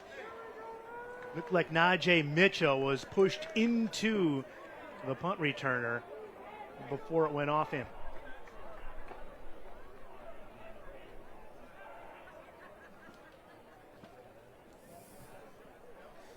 There is no foul for kick catch interference. Remember, the kicking team was blocked into the receiver. It'll be 1st down, Eau Claire at the 11-yard line. Yeah, so Rob Erickson wanted kick catch interference, but I don't know if you can see in this left part of your screen, right before that, Mitchell was pushed into the punt returner. In fact, I thought they may get him for a block in the back, but flag picked up. And the ball bounces all the way down to the 11-yard line. So the Blugolds backed up in their own territory, looking for some rhythm on offense. Rubidoux, swing pass, Chul, near sideline. Out across the 15 to about the 17. We'll call it the 18. A good gain on 1st down, and I wonder if the Blugolds will start going to some more of the perimeter passing game that has been successful against this Eagles defense in recent games. Blugolds have been known to go up-tempo at times, too. I think just finding some rhythm, a couple 1st downs in a row might be able to spark this offense that really hasn't had trouble scoring points. I mean, 30 points a game. Yeah, much improved offensively, this Blue Gold unit, but the Eagle defense has had its way today. Jacob Donahue designed run. He'll be short of the 1st down. That'll set up 3rd and about 2. Goralski coming up from his defensive back position, making the play. At the 19-yard line, 3rd and 2. Donahue remains in. Eau Claire sitting on 3 1st downs. Just 1 of 6 on 3rd down so far in this game. And the way that the Eagles have held onto the football There may not be a lot of chances here for the Blugolds in the second half. Big third down here. Donahue runs. Got one block and then met right at the 20. And he is going to be, I believe, just a little shy of that first down. That is a big-time hit from Tanner Newland, because it looked like he had the corner and was going to at least pick up enough yardage to get that first down. But Newland came out of nowhere to make the stop, and now the Blugolds are going to punt on 4th and 1 from their own 20-yard line. Probably the right move, considering how well the Blugold defense has played so far. Eagles keeping their defense out there in sort of a fake punt prevent. Parker Lawrence is back to field this punt, though.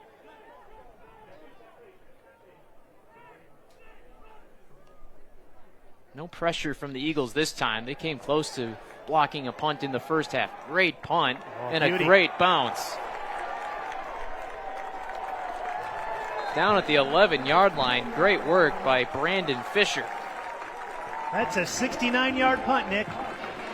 Well done. Eagles pinned back deep. They'll have the ball after this timeout. You're watching WIAC football on WXOW and WQOW.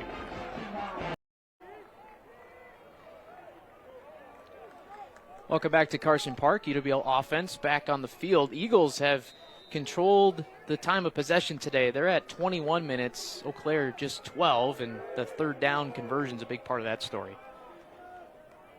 Kyle Haas surveys. Pass. Wyatt Lemoyne. Tell you what, Tonsanger's having one heck of a game here today at Carson Park. He has been guarding Studer all over the field on occasion, and on a couple of those occasions, on those quick passes to the outside, he's been right there making the tackles. Just a sophomore. Part of that youth movement here for the Blugolds. No gain on first down.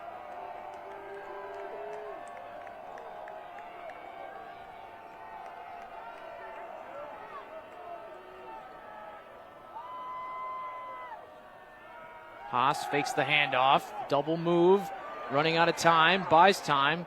Flag on the field in the secondary. Yeah, that time Tonsanger got a little handsy. We've been singing his praises, and that time the official caught him with his hands in the cookie jar. Rob Erickson wants an explanation here. He's pointing maybe to something. Defense, number 31. That Janke did as a wide receiver. Yeah, I was watching that one-on-one matchup down there because Tonsanger was so good. That time he had both his hands wrapped around Janke's shoulders. So the first down moves the ball to the 22-yard line.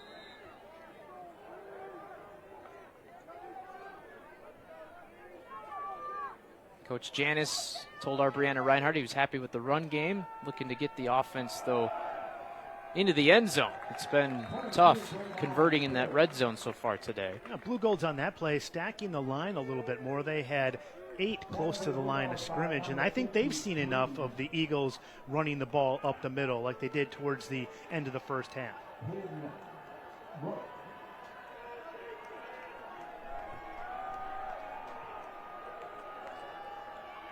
Tonsager now at the top of the screen against that trips formation. We've seen that trips formation quite a bit with the Eagles today. Ott at the bottom of the screen. It's going to be Haas keeping. Big hole. Near midfield, Kyle Haas. Flag on the far side of the field, and I think it was a Blugold player. And now another one on the near sideline. Probably an unsportsmanlike for something that was said. A few penalties to sort through here for Jared Leader and his crew.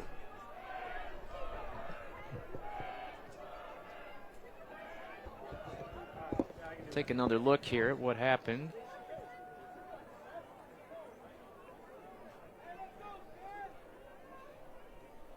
Well, there is a penalty at the snap, and I think that's going to be offsides on the Blugolds. There are 2 fouls on the play. Both will be enforced. Offsides. Defense, number 31. That penalty will be declined. After the play was over, unsportsmanlike conduct, number 2 of the offense. That penalty will be enforced 15 yards from the end of the play, First and 10, Lacrosse. Scott, you were all over it. And that's one of the things Matt Janis wanted to see improve from his team. He felt like his team had lost its composure a little bit in the second half of the last two games, and that's part of it. Getting a little bit too wrapped up and getting a little bit too chirpy, I guess you could say. And it cost the Eagles 15 yards, even though they got the first down. So the ball's at the 34.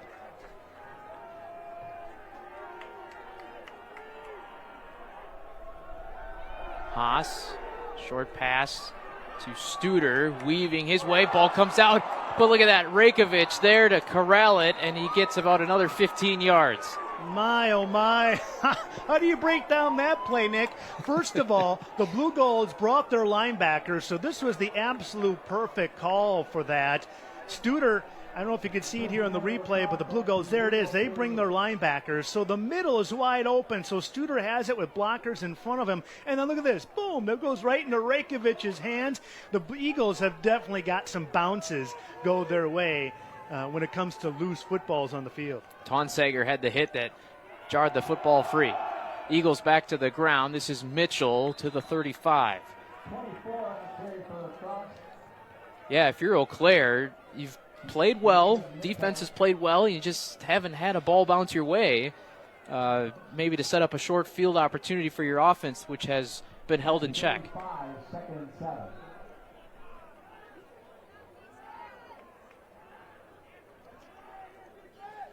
And this Eagles offense in no hurry. Talked about time of possession. Lacrosse second in the WIAC and keeping hold of that football. Both teams really own time of possession in games they play, but UWL exceptional at it. Haas, ball on target to Studer, and he's going to be inside the 15. Well, it's about getting this guy some touches. He had 5 targets in the first half and 5 receptions, and he has been the focal point on this drive, this second drive of the second half for UWL. So the Eagles back in the red zone. Struggled a bit in the first half. The way the defense is playing here, 7 points would feel like a huge mountain to climb back if you're the Blugolds. Studer now up to 7 catches for 89 yards. He's in motion again. I beg your pardon, that's Janke in motion. And it's going to be Mitchell on the run. Not much there this time.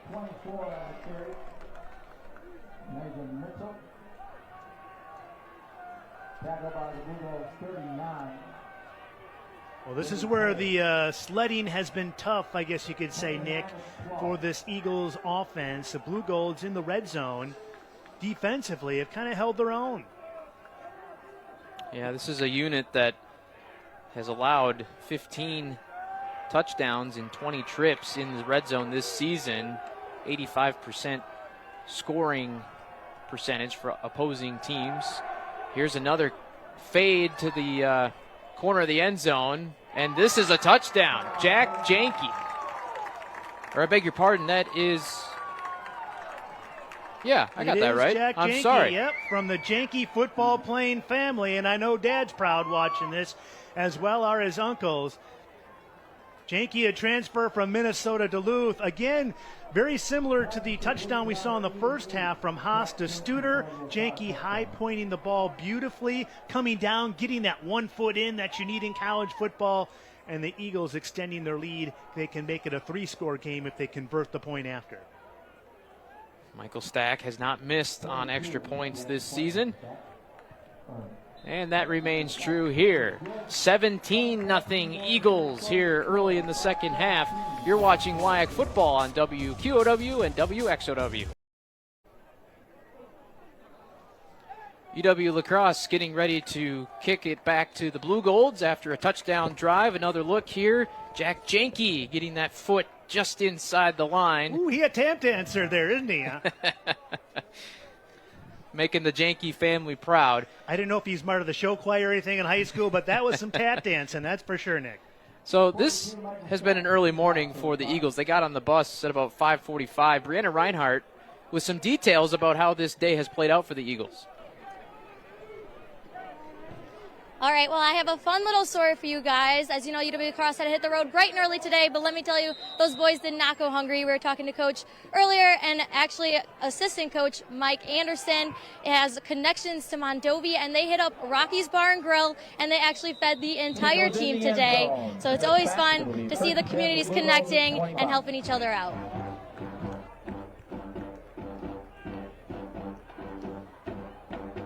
All right, thank you, Brianna.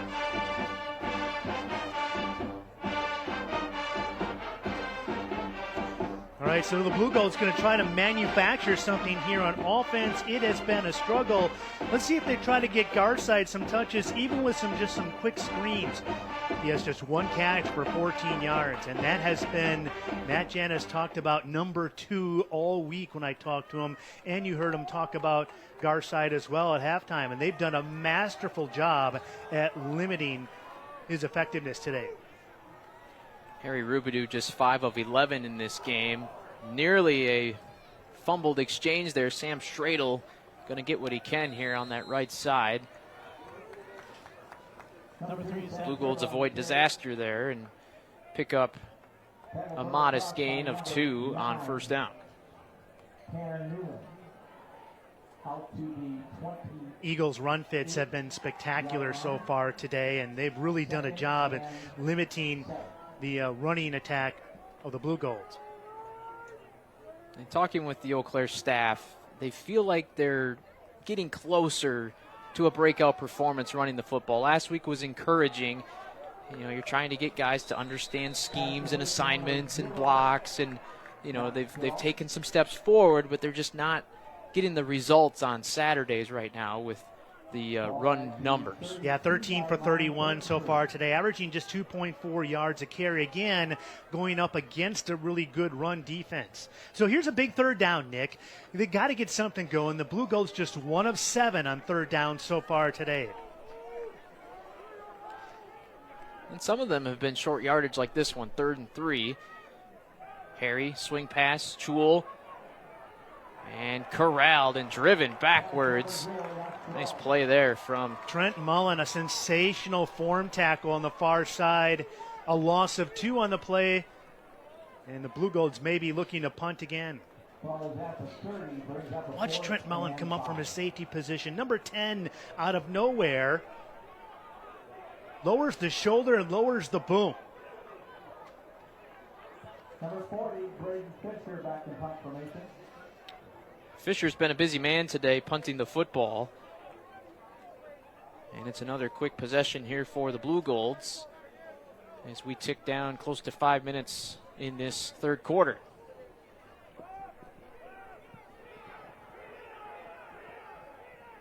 And you hear the Peter calls from the UWL sideline. That means get the heck out of the way.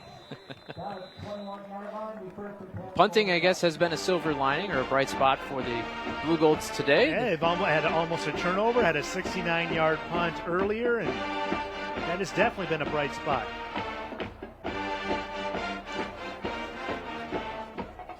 But the Eagles have the football back.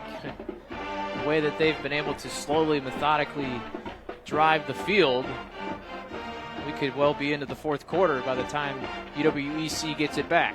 And Kyle Haas has found a rhythm too. He started 8 for 13, but since then is 10 of 12. No interceptions. And he's been right on target. Eagles doing what they need to do so far to extend this winning streak against their rivals in Eau Claire. That is a nice first down run from Lynch. You see the read option. Kyle Haas holding on to that ball as long as possible, waiting for that defensive end to commit before letting it go to Gabe Lynch. And what can you do as a defender? Or Brady Grable as the D coordinator. Look how long he had to hold on to that ball before letting it go. What can you do as a linebacker to try to prevent that or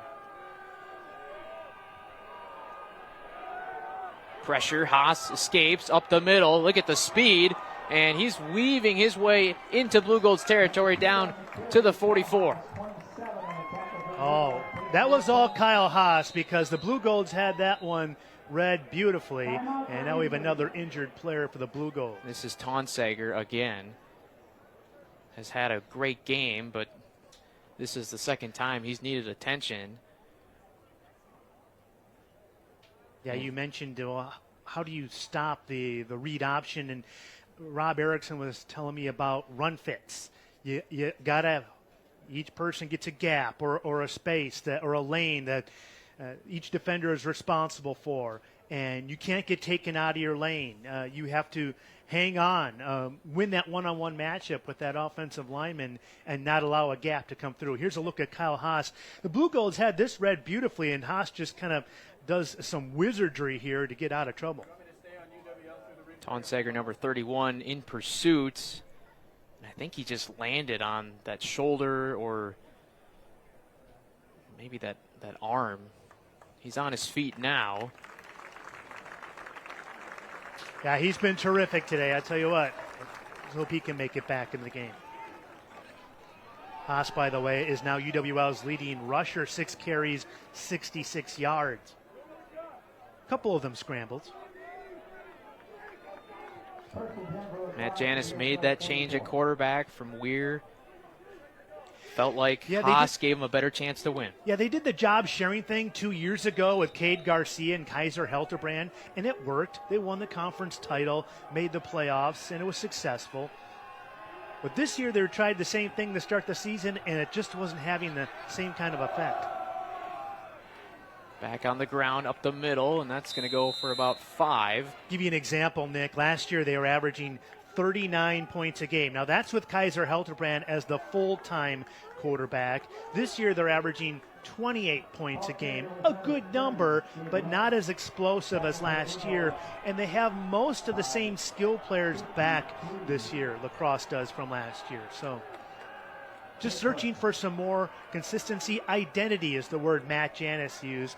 He felt like Kyle Haas gave a team a better identity on offense.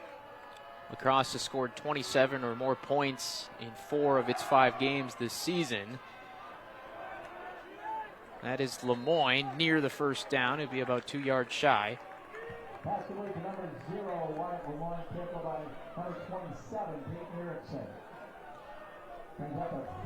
Stop was made by Peyton Erickson, Chippewa Falls native. Yeah, I'm guessing at this point in this spot on the field, this may be 4-down territory for the Eagles, 3rd and short, and if you don't make it, you may go for it again. You got the Blugolds defense on their heels a little bit. A unit that's been on the field for quite a bit today so far. Down to 2.5 minutes to go in the 3rd quarter. Run blitz coming.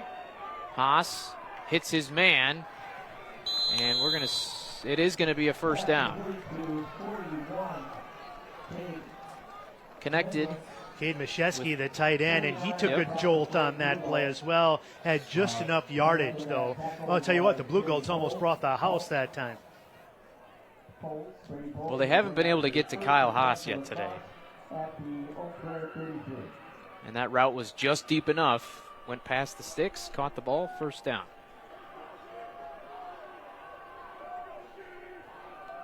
First and 10 from the 33. Eagles on the move yet again here. Oh, stiff arm from Ott. And he'll pick up 4 yards on first down. Good stable of running backs for the Eagles. Gabe Lynch, a transfer from Eastern Illinois. Braden Ott, Najee Mitchell, we've seen a little bit of him. Mitchell, a transfer from Minnesota, Duluth. Both these coaches hitting the transfer portal in the offseason, and they have found players out there. Division I, Division II guys looking for a new home, looking for more playing time and a better experience. And for both coaches, I think the transfer portal has paid off wonderfully. A new era of college football, isn't it? Even at the lower levels.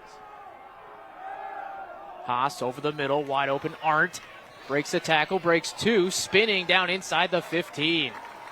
Just finding the soft spot in the zone right over the middle. You know, Nick, I was talking to Coach Janis about the transfer portal and kind of how it's evolved over the last few years, as we'll get another look at Arndt over the middle.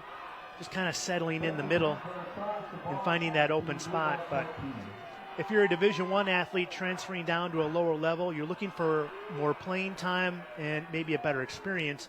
If you're a Division I athlete looking to transfer to another Division I school, you're looking for money. You're looking for some of that name, image, likeness money. Haas back to pass. Floats it out for Lynch, but he dropped it. Yeah, the Blugolds did a nice job of sniffing that screen pass out, and another Blugold is down.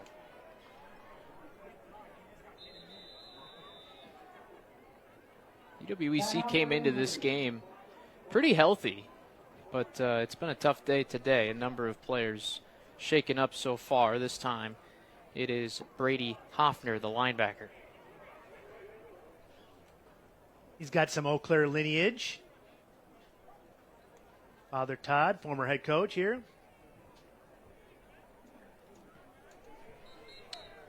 Hails from Mankato, Minnesota. Leads this team in tackles, 36 coming into today's game.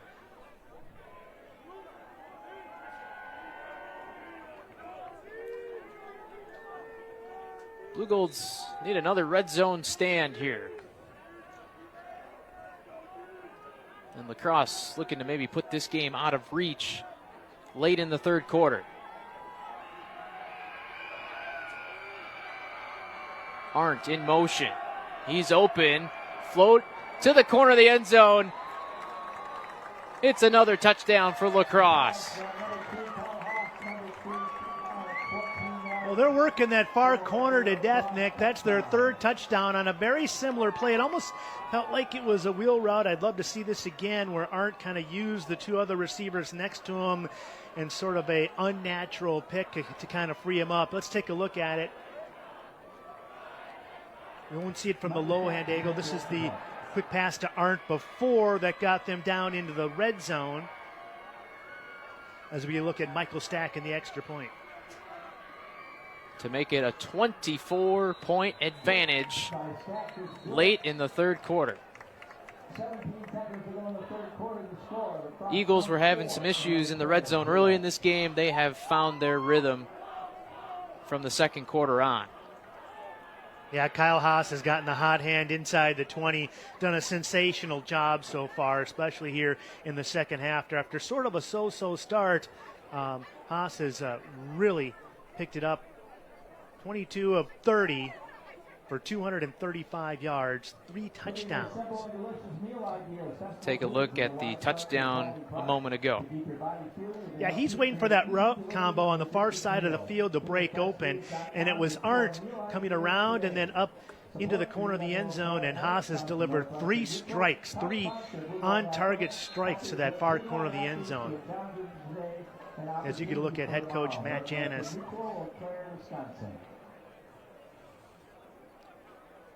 Encouraging his team, like he talked about. Keep it going. This is the area. This is the part where the last 2 weeks things started to get away, and the opponents, Platteville and Oshkosh, started to mount their comebacks. So even though the Eagles seem secure and in control, I think this is going to be an important fourth quarter coming up for UWL. They scored 59 points in last year's win down in La Crosse.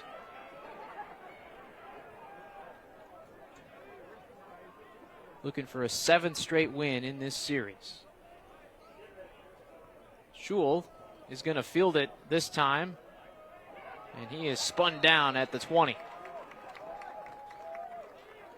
Eagles special teams have been spot on today when it comes to kick coverage, both punt and kickoff.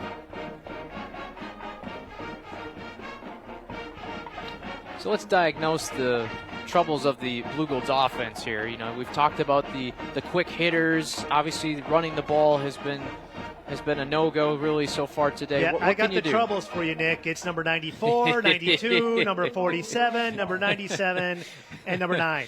And for those of you watching at home, that is the defensive front straight across and the middle linebacker, Newland.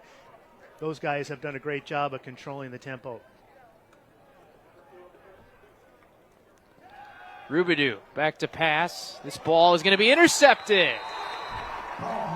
Trent Mullen. May have been a miscommunication with Landon Tonsager about the end of that route. Yeah, Tonsager was going deep, and Rubidoux expecting the out, and it was an easy pick. Mullen, the only man in the area here. Easy interception, and the Blugolds have it back inside the 30. I know interceptions have been an issue for Rubidoux. That is his 10th of the season so far in game number 6, but you have to wonder if that was a miscommunication, if the receiver ran the wrong route. I'm sure they're going to have that conversation on the sideline right now. So a short field for La Crosse, and this is probably going to be the final play of the third quarter. Haas with time. Going to run for it, and he'll get about 6. As we come to the end of the third quarter, big quarter for the Eagles to extend it to 24-0, the advantage. We're back with the fourth quarter after this. This is WIAC football on WXOW and WQOW.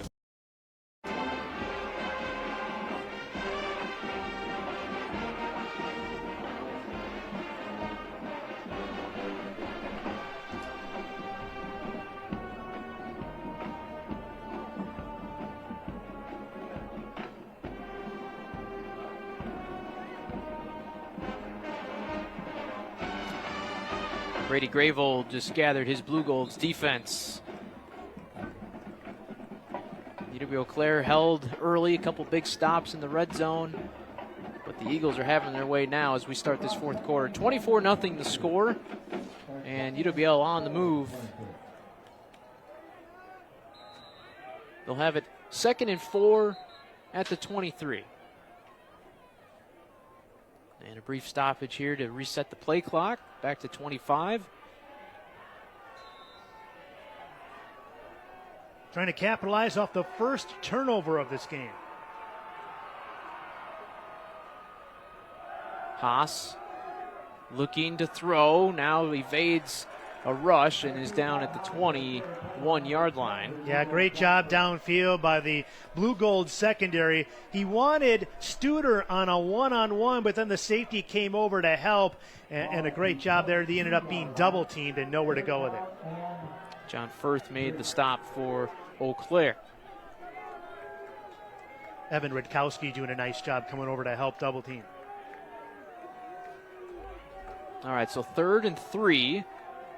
Another manageable third down. Eagles have been good enough on third down today. Ott spins away, but then Carmichael finishes him off. Great pursuit by the Blugolds. It would have been better, I think, if Ott would have just stuck with the original hole and taken it right up there. I think he would have had a better chance at least to gain a couple of yards and set up a 4th and more manageable. But considering where the Eagles are on the field right now, they may go for it. Levi Lidke was slow to get up for UWL. He's being assisted to the sideline. It's going to be 4th and 5 from the 24. This is within Michael Stack's range. And they're going to kick a field goal.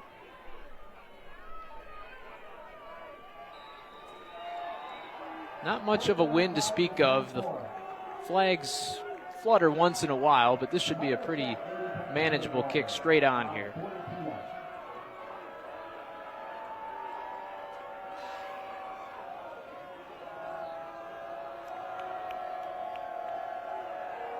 A 42-yard field goal on the way, and it is good. That's got to feel good for Michael Stack after missing a game winner at the end of the Oshkosh game. He absolutely hammered that one. And that extends the Eagles' lead to 27-0 with 13 minutes and change to go here in this game. Eagles doing it all today, trying to get back on track, get their first WIAC win of the season. Yeah, Matt Janis wanted to see some answers going into halftime about how the team would bounce back in the second half, and I think he got them in the third quarter. Nick, I mean, the Eagles had 191 total yards in the third quarter alone. Eau Claire had just 14. Those third downs you've talked about. UWEC just 1 of 8 today. They just have not been able to sustain anything and get any rhythm going. After connecting on 52% of their third downs throughout the season so far.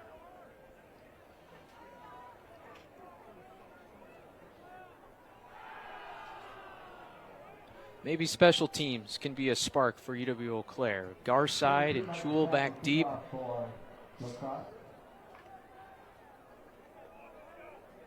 But maybe Stack's going to kick a two-hopper to the left side of the infield here. Like we saw earlier, right?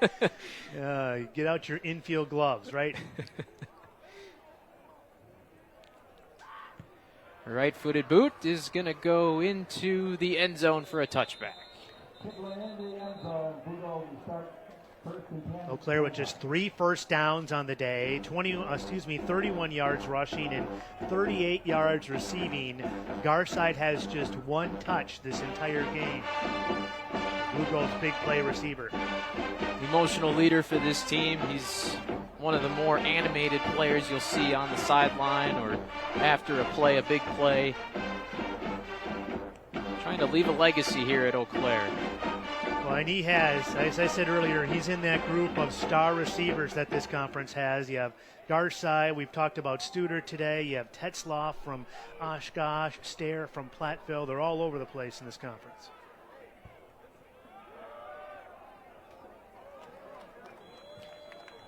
That play bottled up. Jacob Donahue back in at quarterback.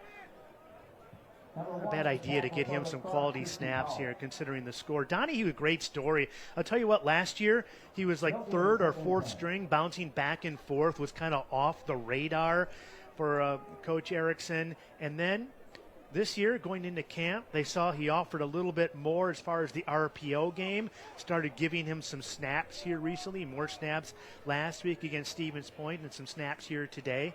Could bode well for the future after Rubidoux leaves.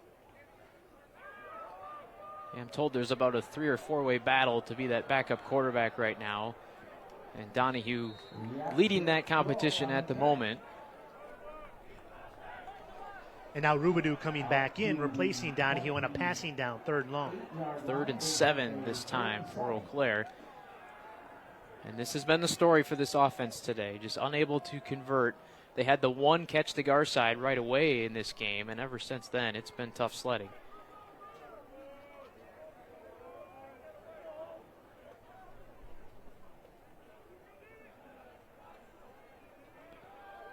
Rubidoux surveys, caught by Schradel, but well short of the first down.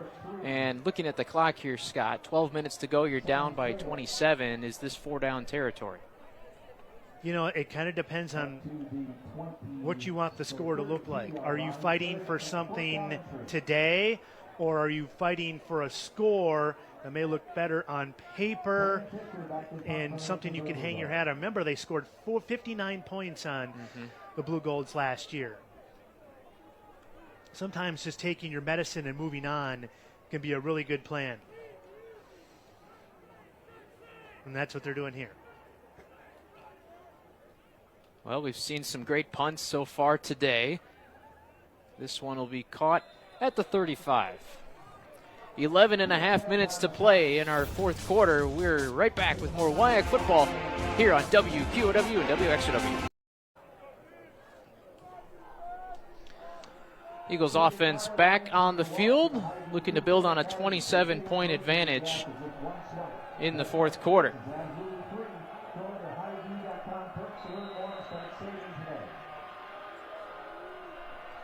Kyle Haas, the sophomore signal caller, handing off.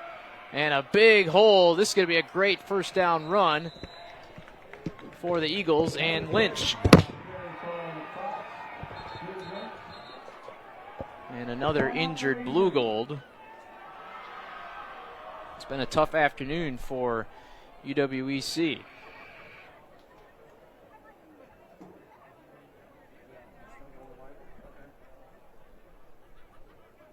Looking around the WIAC, other games getting ready or just underway. UW Stout has a 10-6 lead on UW River Falls. The Blue Devils, of course, coming off the upset over Whitewater. First win in nearly 25 years over the Warhawks. That was a special moment at Don and Nona Williams Stadium last Saturday. Platteville and Oshkosh will kick off at 1:30. That's kind of how the league is, though, and it's kind of fun to see. Yeah, there are no gimmies in this league. I mean, I know Stevens Point is kind of having the reset button on their program and are having a tough go of it. But everybody else, you got to show up and play. Whitewater got a win last night over Stevens Point to move to 2-1 in the league. La Crosse looking for its first WIAC win of the season. That is Arndt on the catch. And down at the 49 into Blugolds territory. Yeah, the Eagles set themselves up for a really tough non-conference schedule. They went all the way out to New York to play RPI in the opener. Won that one 35-0, played really well, and you thought it would set them up again, the two-time defending WIAC champs. And they played two Division II schools, Northern Michigan, in which they dominated, and then went on the road to play one of the top Division II teams in the nation, Grand Valley State. At the time was a top 5 ranked team in the nation in Division II, and came within a whisker of winning that game. And so you thought they were all set up for another big run in the WIAC, but then the WIAC has a way of sort of waking you up. It's different. Matt Janis wants a timeout here on this 1st and 10. It's why it's the best Division III conference in the nation, Nick. And you look at the Eagles' schedule down the stretch here. Well, we'll talk about it when we come back. A timeout on the field. We'll take one, too. You're watching WIAC football. And we're back to action here at Carson Park. Eagles just past midfield, looking to run out the clock here and earn their first WIAC win of the season. Haas over the middle, Rakovic, first down and more. Eagles with tremendous balance today, 170 yards rushing, and now 260 yards passing.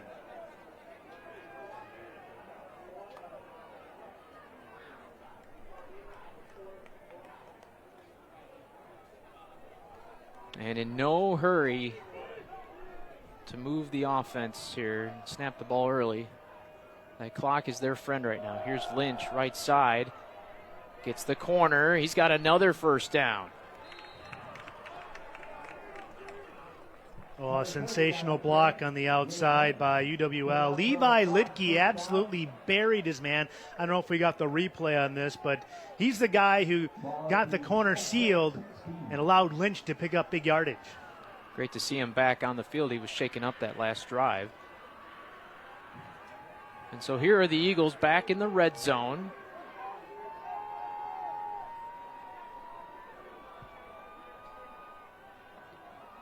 Lynch up the middle. Look at the hole. He's going to go. Touchdown, Eagles. It's Gabe Lynch. And this is just the UWL offensive line wearing down the Blugolds' defensive front 4 and front 7 because they've been on the field for a long time. Watch number 65, Brendan Harder. He does the pulling. He's out in front of Lynch, and he's got nobody to block. He could have scored the touchdown before Lynch. Don't tell him that. He's going to ask for the ball next time. I know he's going to dial one up for one of the offensive linemen. This was a 3-0 game after the opening quarter. It's been all La Crosse since. Extra point is good, and the Eagles well on their way to their first WIAC win. I was talking about the schedule before we went to break. Yeah. You know, 3 of the last 4 are going to be at home, and you think about the big matchup with River Falls. Whitewater comes to La Crosse later in the season on November 9th. The only road trip is at Stout. Now, the Blue Devils look formidable, but a favorable schedule for the Eagles down the stretch. Now here's another look at it. Yeah, you saw Brendan Harder. He just whipped right through the screen there. He showed some offensive line speed. But, yeah, the schedule, it's set up for the Eagles to kind of make a comeback. You know, keep in mind this year, Nick, in Division III, there are 40 teams that will be in the playoffs now. 28 get the automatic berths, and 12 at-large teams are what they call Pool C berths. It used to be just 4. And it seemed like the WIAC would always get one of those 4, so they would always get 2 teams into the playoffs. So the door is still open for La Crosse to get into the playoffs, but yeah, they pretty much have to win out. Yeah, we look at Whitewater, 2-1 in the league. River Falls, 1 loss already. We'll see what happens with the Stout game today. Last check, the Blue Devils lead 13-6. And the 2 teams that are ahead of the Eagles that you mentioned, Platteville and Whitewater, both with 1 loss. The Eagles play them head-to-head over the final 4 weeks. So those will be huge games for conference standing. Platteville 2-0 as it plays Oshkosh today. Stout is also 2-0. Another team that's ahead of La Crosse. So it's all out there for them. Everybody except Oshkosh, who they lost to. And Platteville. And Platteville, which I'm kind of sort of putting Platteville as sort of like the conference leader and no chance to catch with their 2 losses. Sure. On the flip side, Eau Claire, big rivalry game at Menominee and Stout. The War on 94 is next Saturday.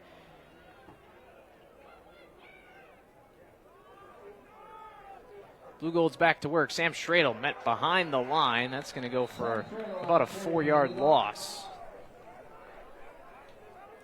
Just no answers today for that Stout UWL defense. Well, and again, they're working a lot of guys in on that defense. We see Ryan Danes is even out there. Kwame is not even out there right now. Newland, their 3 linebackers, they got their 2nd unit linebackers in, and their 2nd unit defensive line is in there. That shows you how deep they are on that front 4. 2nd and 14 for Harry Rubidoux. Garside in the flat. He goes to Schradel the other way. And it's going to set up 3rd and long for the Blugolds. Tackle for the Crosse by number 44, Nicholas Jordan. Again, just 3 first downs for Eau Claire. Just trying to get something going here. Starting behind the sticks on first down. That's not what this offense is made for. And coming into today, I think Eau Claire felt a little bit better about its ability to throw the football, but that has just been shut down by La Crosse. Rubidoux needing to make something happen on 3rd down. He does. It's a first down and more. Down to about the 40-yard line goes number 5, Franco Williams, the sophomore. Well, one thing I noticed while watching the Stevens Point game last week, Rubidoux had a couple of plays where he was able to escape the pocket and throw on the run. That's exactly what he did right there. Best play of the game for the Blugolds right there, with Rubidoux escaping the pressure and then throwing on the run. And I think last year when you talked about when he had that shoulder injury, I don't think he makes that throw last year. And that's what a healthy Harry Rubidoux looks like. And so a first down for Eau Claire in La Crosse territory at the 39. 7 minutes to go. It's Schradel up the middle. Met, spun back.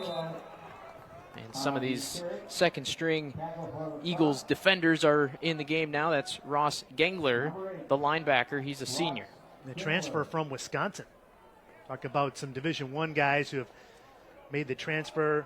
There's a couple of them on UWL's roster. Zach Milsna from Cashton started out as a walk-on at Wisconsin.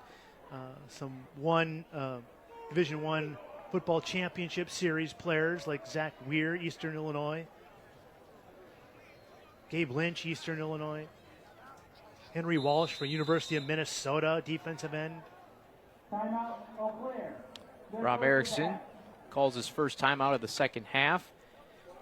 We talked about the score earlier, and are you going for something you can build off? Are you trying to win the game still? And this is an important drive, I think, just for Eau Claire to come away with something. You don't want to be shut out. You want to build some momentum for next week and the rest of the season here. Yeah, you're not punting here from here on out, that's for sure. So, yeah, you want to get it right.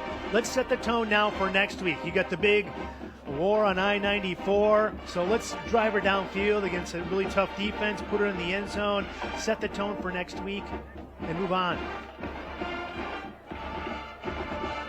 You talked about some of the great things happening on campus here, Nick. They're kind of set up. Coach Erickson came at a really good time, didn't he? Oh, for sure. We haven't even mentioned the Sonnentag.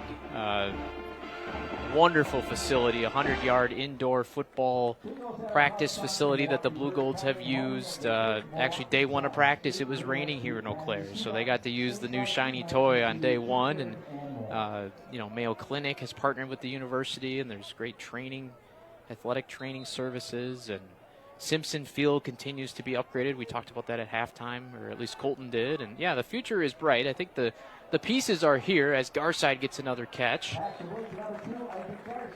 And a great environment here. We've talked about that too. Just you look around the stands here, and there's a lot of people still in the seats. It's been tough to watch the football program over the years in terms of the wins and losses, but there's a great environment here, and I think the future is bright.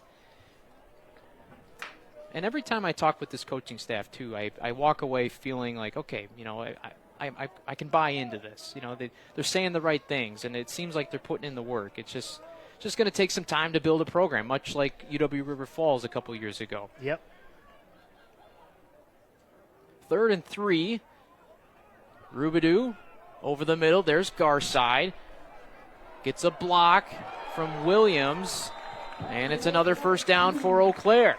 Great job by Rubidoux that time. The Eagles brought a blitz and a stunt on the left side of Rubidoux. He saw it, turned to his right, and that's where Garside was left open. And Garside just kind of hunkering down in that open area.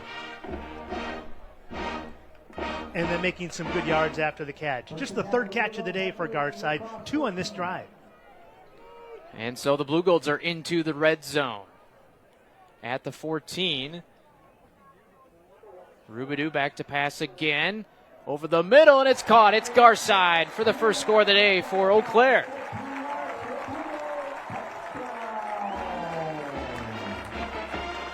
Just like we talked about, Scott, build some momentum for next week. Nice looking drive there. Yeah, deep crosser. He's coming across about 15 yards and cutting across on the in route and sat right in the middle of the zone. Rubidoux hit him in the open area. A step and fire, no pressure in front of him that time, and an easy pitch and catch, and the Blugolds on the board.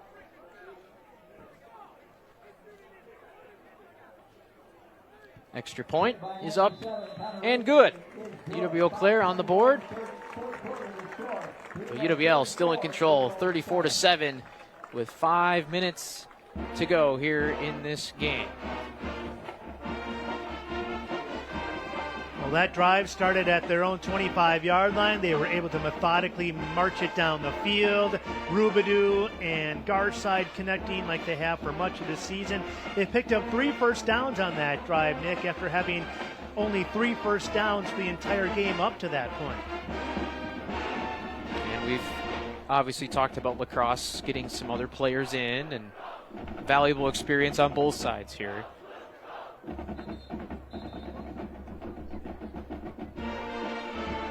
It's a week-to-week league. Last week, Eau Claire had the shutout, confidence brimming, and this week humbled a little bit.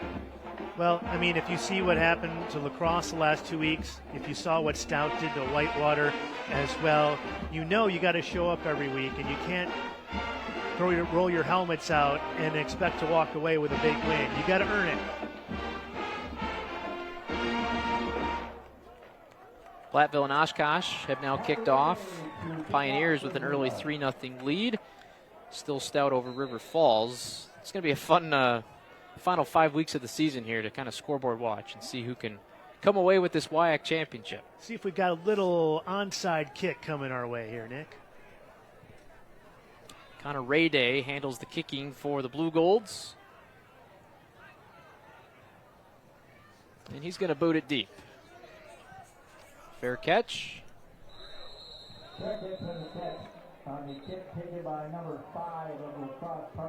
And let's see how many starters for the Eagles offense come back out here. Game pretty much in hand.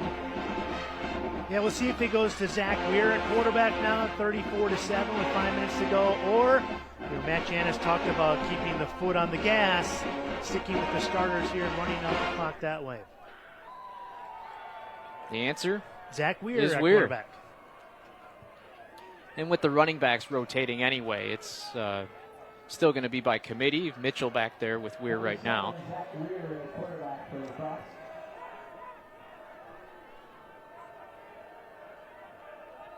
Mitchell had a steam. Gets about 4 on first down. So let's talk about Zach Weir a little bit, a transfer, and he was the starter coming into the season in a job share with Kyle Haas, and he played a lot last season too, even with Kaiser Helterbrand. 6 touchdown passes this season, 2 interceptions.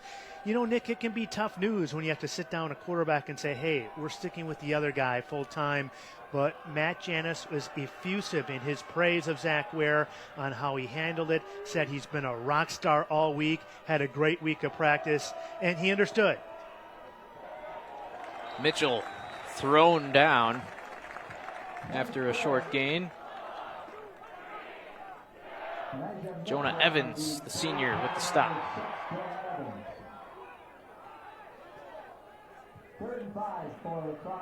So Weir's an excellent passer. Had a terrific opener at RPI when the Eagles put up 35 points.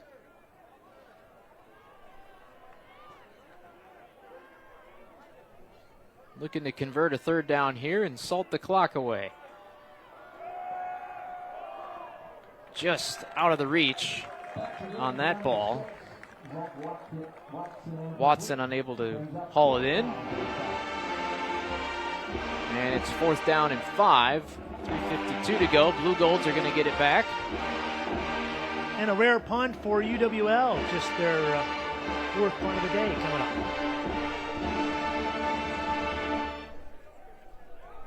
Talked about Evans. He is the punt returner, the freshman. Part of that freshman crew that Coach Erickson is so high on. Yeah, it'll be interesting to see how these younger Blugolds develop. And Evans going to let this one bounce. Now he touches it. It's loose, and he falls on top of it back inside the 25. And I imagine there's going to be a conversation over there and say, hey, just let's take our medicine on that one. Let it go. We'll give up the 5 yards for possession of the ball. Well, both teams really could say that today. Yeah, for sure. So another opportunity here, Nick. 3:43 to go. You throw Rubidoux out there, maybe back with the starters. Get some more confidence, get some more rhythm, and set yourself up for next week. Although I see UWL has put their starting defense back on the field, at least their front 7.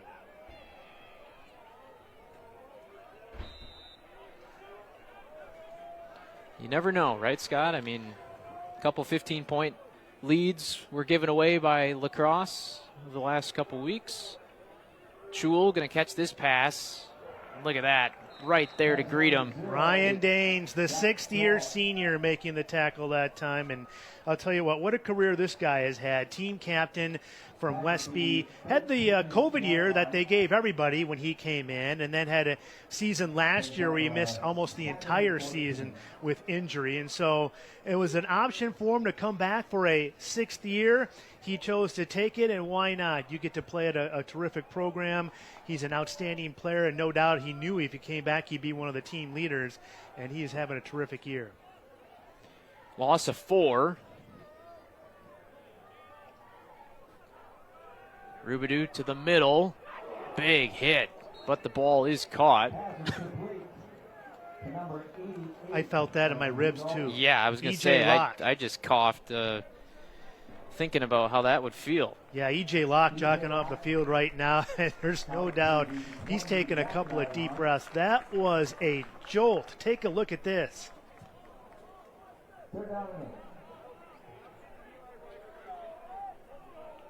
Well, you just mentioned it. Starters back in, or some of them for the Blugolds, and it's WIAC football. You got to come ready to play and absorb some big hits. There is a 3rd down catch by Williams. Best pass of the day right there for Rubidoux. I mentioned the previous drive where he was rolling and hit one on the run. That one, he had Christian Powell in his grill, still was able to drill it 20 yards downfield on an in-cutting receiver. And now Rubidoux is kind of like shaking off the cobwebs a little bit. Well, maybe not. It's a 2-minute warning. 2 minutes to play here. We're going to step aside one more time. You're watching WIAC football on WXOW and WQOW. Final 2 minutes here at Carson Park. Eagles on their way to their first WIAC win. Blugolds trying to find the end zone one more time, build some momentum going into next week's rivalry game against UW Stout. Roubidou gonna let it fly for Williams one more time. This time it's intercepted though.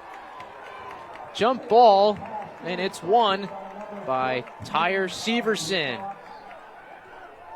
Well, he played that one beautifully. I don't know if we got the replay, but he was step for step with the wide receiver. And one of my big bugaboos on plays like this is that the defensive back or the cornerback never turns their head. But Severson does this perfectly. He turns his head just in time, and as he's turning his head, it's going to fall right into his breadbasket for the interception. Zach Weir back out at quarterback. We'll see if it's victory formation time or not. Blugolds do have 2 timeouts still.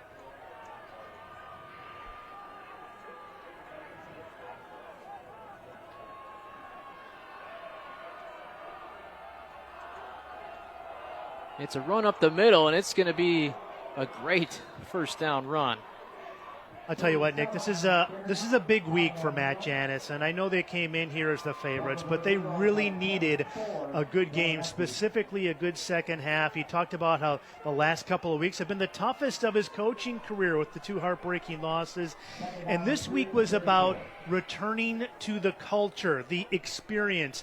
You know, he was telling me when he walked off the field in the national quarterfinals against North Central last year after losing, he said over the next 8 months it became all about winning and not about the experience, and he kind of forgot what the core values of the program was all about. And so they went all off season on trying to get players, dive into X's and O's, and they forgot about what the core values were, and they've gotten back to that, or tried to this week, and that's the core values, the beauty of the UWL campus, the beauty of living and going to school in La Crosse, the camaraderie that comes with being a UW La Crosse Eagle. So that was the theme this week, getting back to that, and it's paid off for him. Talking about experience, a couple of sophomores into the game running those last 2 plays, Charlie Thompson and Colin O'Neill from Cashton. But this time it's a turnover. Eau Claire with one more takeaway before this one's over.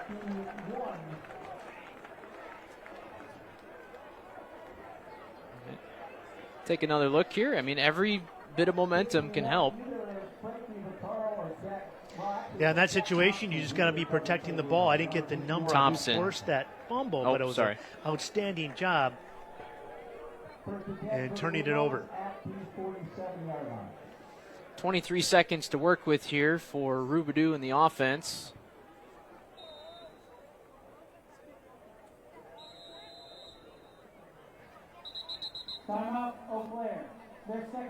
And before that, the second timeout. So that gives us more time to kind of talk about where both of these programs are. And obviously an important win for La Crosse. I think if you're Eau Claire, though, you look at 59 points allowed in this game last season, and I understand that there's different bodies on the field, but it feels like they took a step in the right direction this year in terms of closing the gap.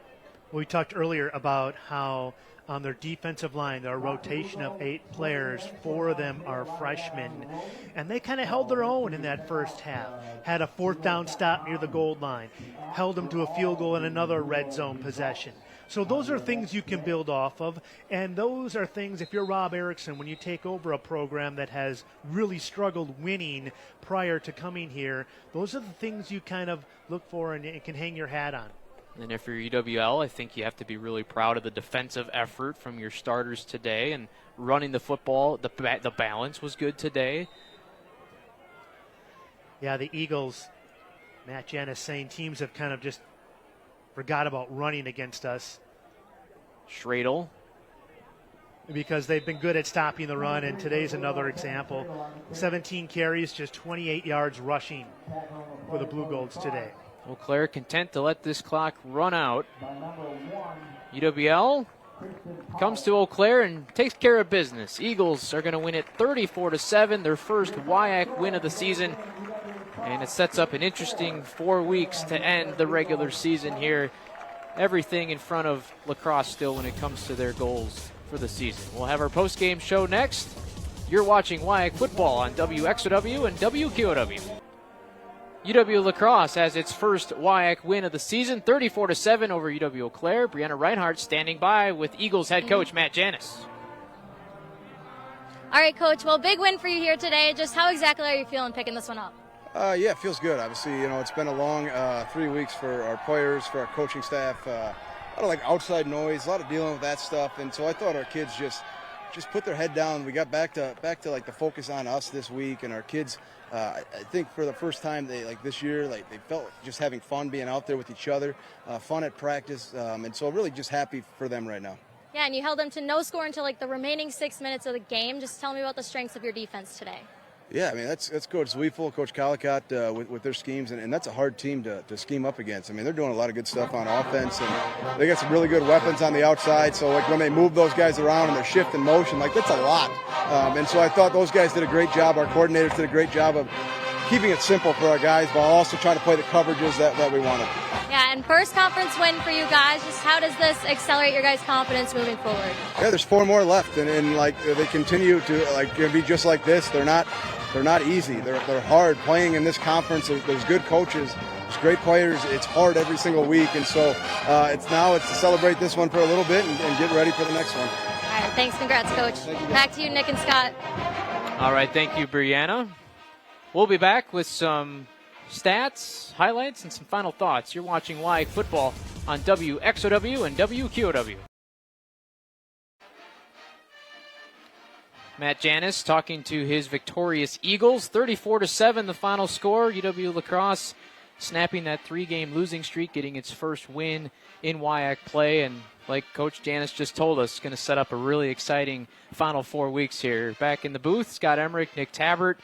3-0 early, tight game, defense is kind of controlled, and then UWL's offense found its rhythm. Yeah, Matt Janis talked about the second half being key because those have been the problems the last couple of weeks. Well, in the second half, they had almost 300 yards of total offense, were able to extend their lead quickly in the third quarter and put this game out of reach by the middle of the fourth quarter. And I think, too, he'll talk about defense as well. He thought Isaac Garside was a guy who could potentially wreck this game. He had just 1 catch for 14 yards heading into the middle part of the fourth quarter before Garside had 3 more catches and the touchdown at the end of the game when it was all decided. Those 2 key things, the halftime adjustments, coming out with a killer instinct, and then defensively finishing it off. And, of course, the run defense was sensational all game long. Let's take a look back at how this game unfolded. Like we mentioned, 3-0 after 1 quarter. Eau Claire coming off a big homecoming win. Eagles won the toss and deferred. So the Blugolds had the ball first and really couldn't do anything. They had 1 first down to get it going. Eagles got a couple field goals today from Stack. This was a key play, too, the 4th down stop inside the red zone, inside the 5-yard line. You thought the Blugolds had a little momentum, but then the Eagle defense came alive, and then it was the Jack Studer show. And a bunch of touchdowns to that corner. They had that route, or that corner, I guess, dialed in today. Physical game. Bluegold Marching Band, 426 members strong. They won the game today, too. They sure did. They sure did. A couple of bounces went the Eagles' way on special teams and a near fumble. Running the ball, difficult again for the Blugolds today. 17 carries, just 28 yards running the ball. And then yards after catch, you talked about it, Scott. Well, and there's another ball that bounced the way, Rakovic's way there. Here's the touchdown to Janke. They had 3 scores in that corner of the end zone. Schradel, hard-earned yards today. Running the ball, as I mentioned, was just a struggle. And the Eagles put it away. They flew away with some scores in the second half to win this one 34-7. The interception there. And Stack one more time. An important field goal for Stack after he missed a big one last week. From that same distance.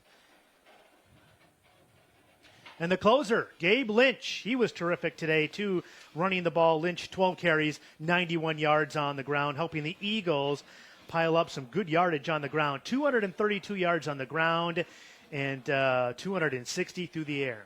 Rubidou found some rhythm late. Garside, the touchdown for UWEC. Rubidou 16 of 24, 145 yards passing. And then the late turnover, something to carry with them next week in that big I-94 rivalry with Stout. The war on 94 is next Saturday. Eau Claire trying to bounce back in conference play.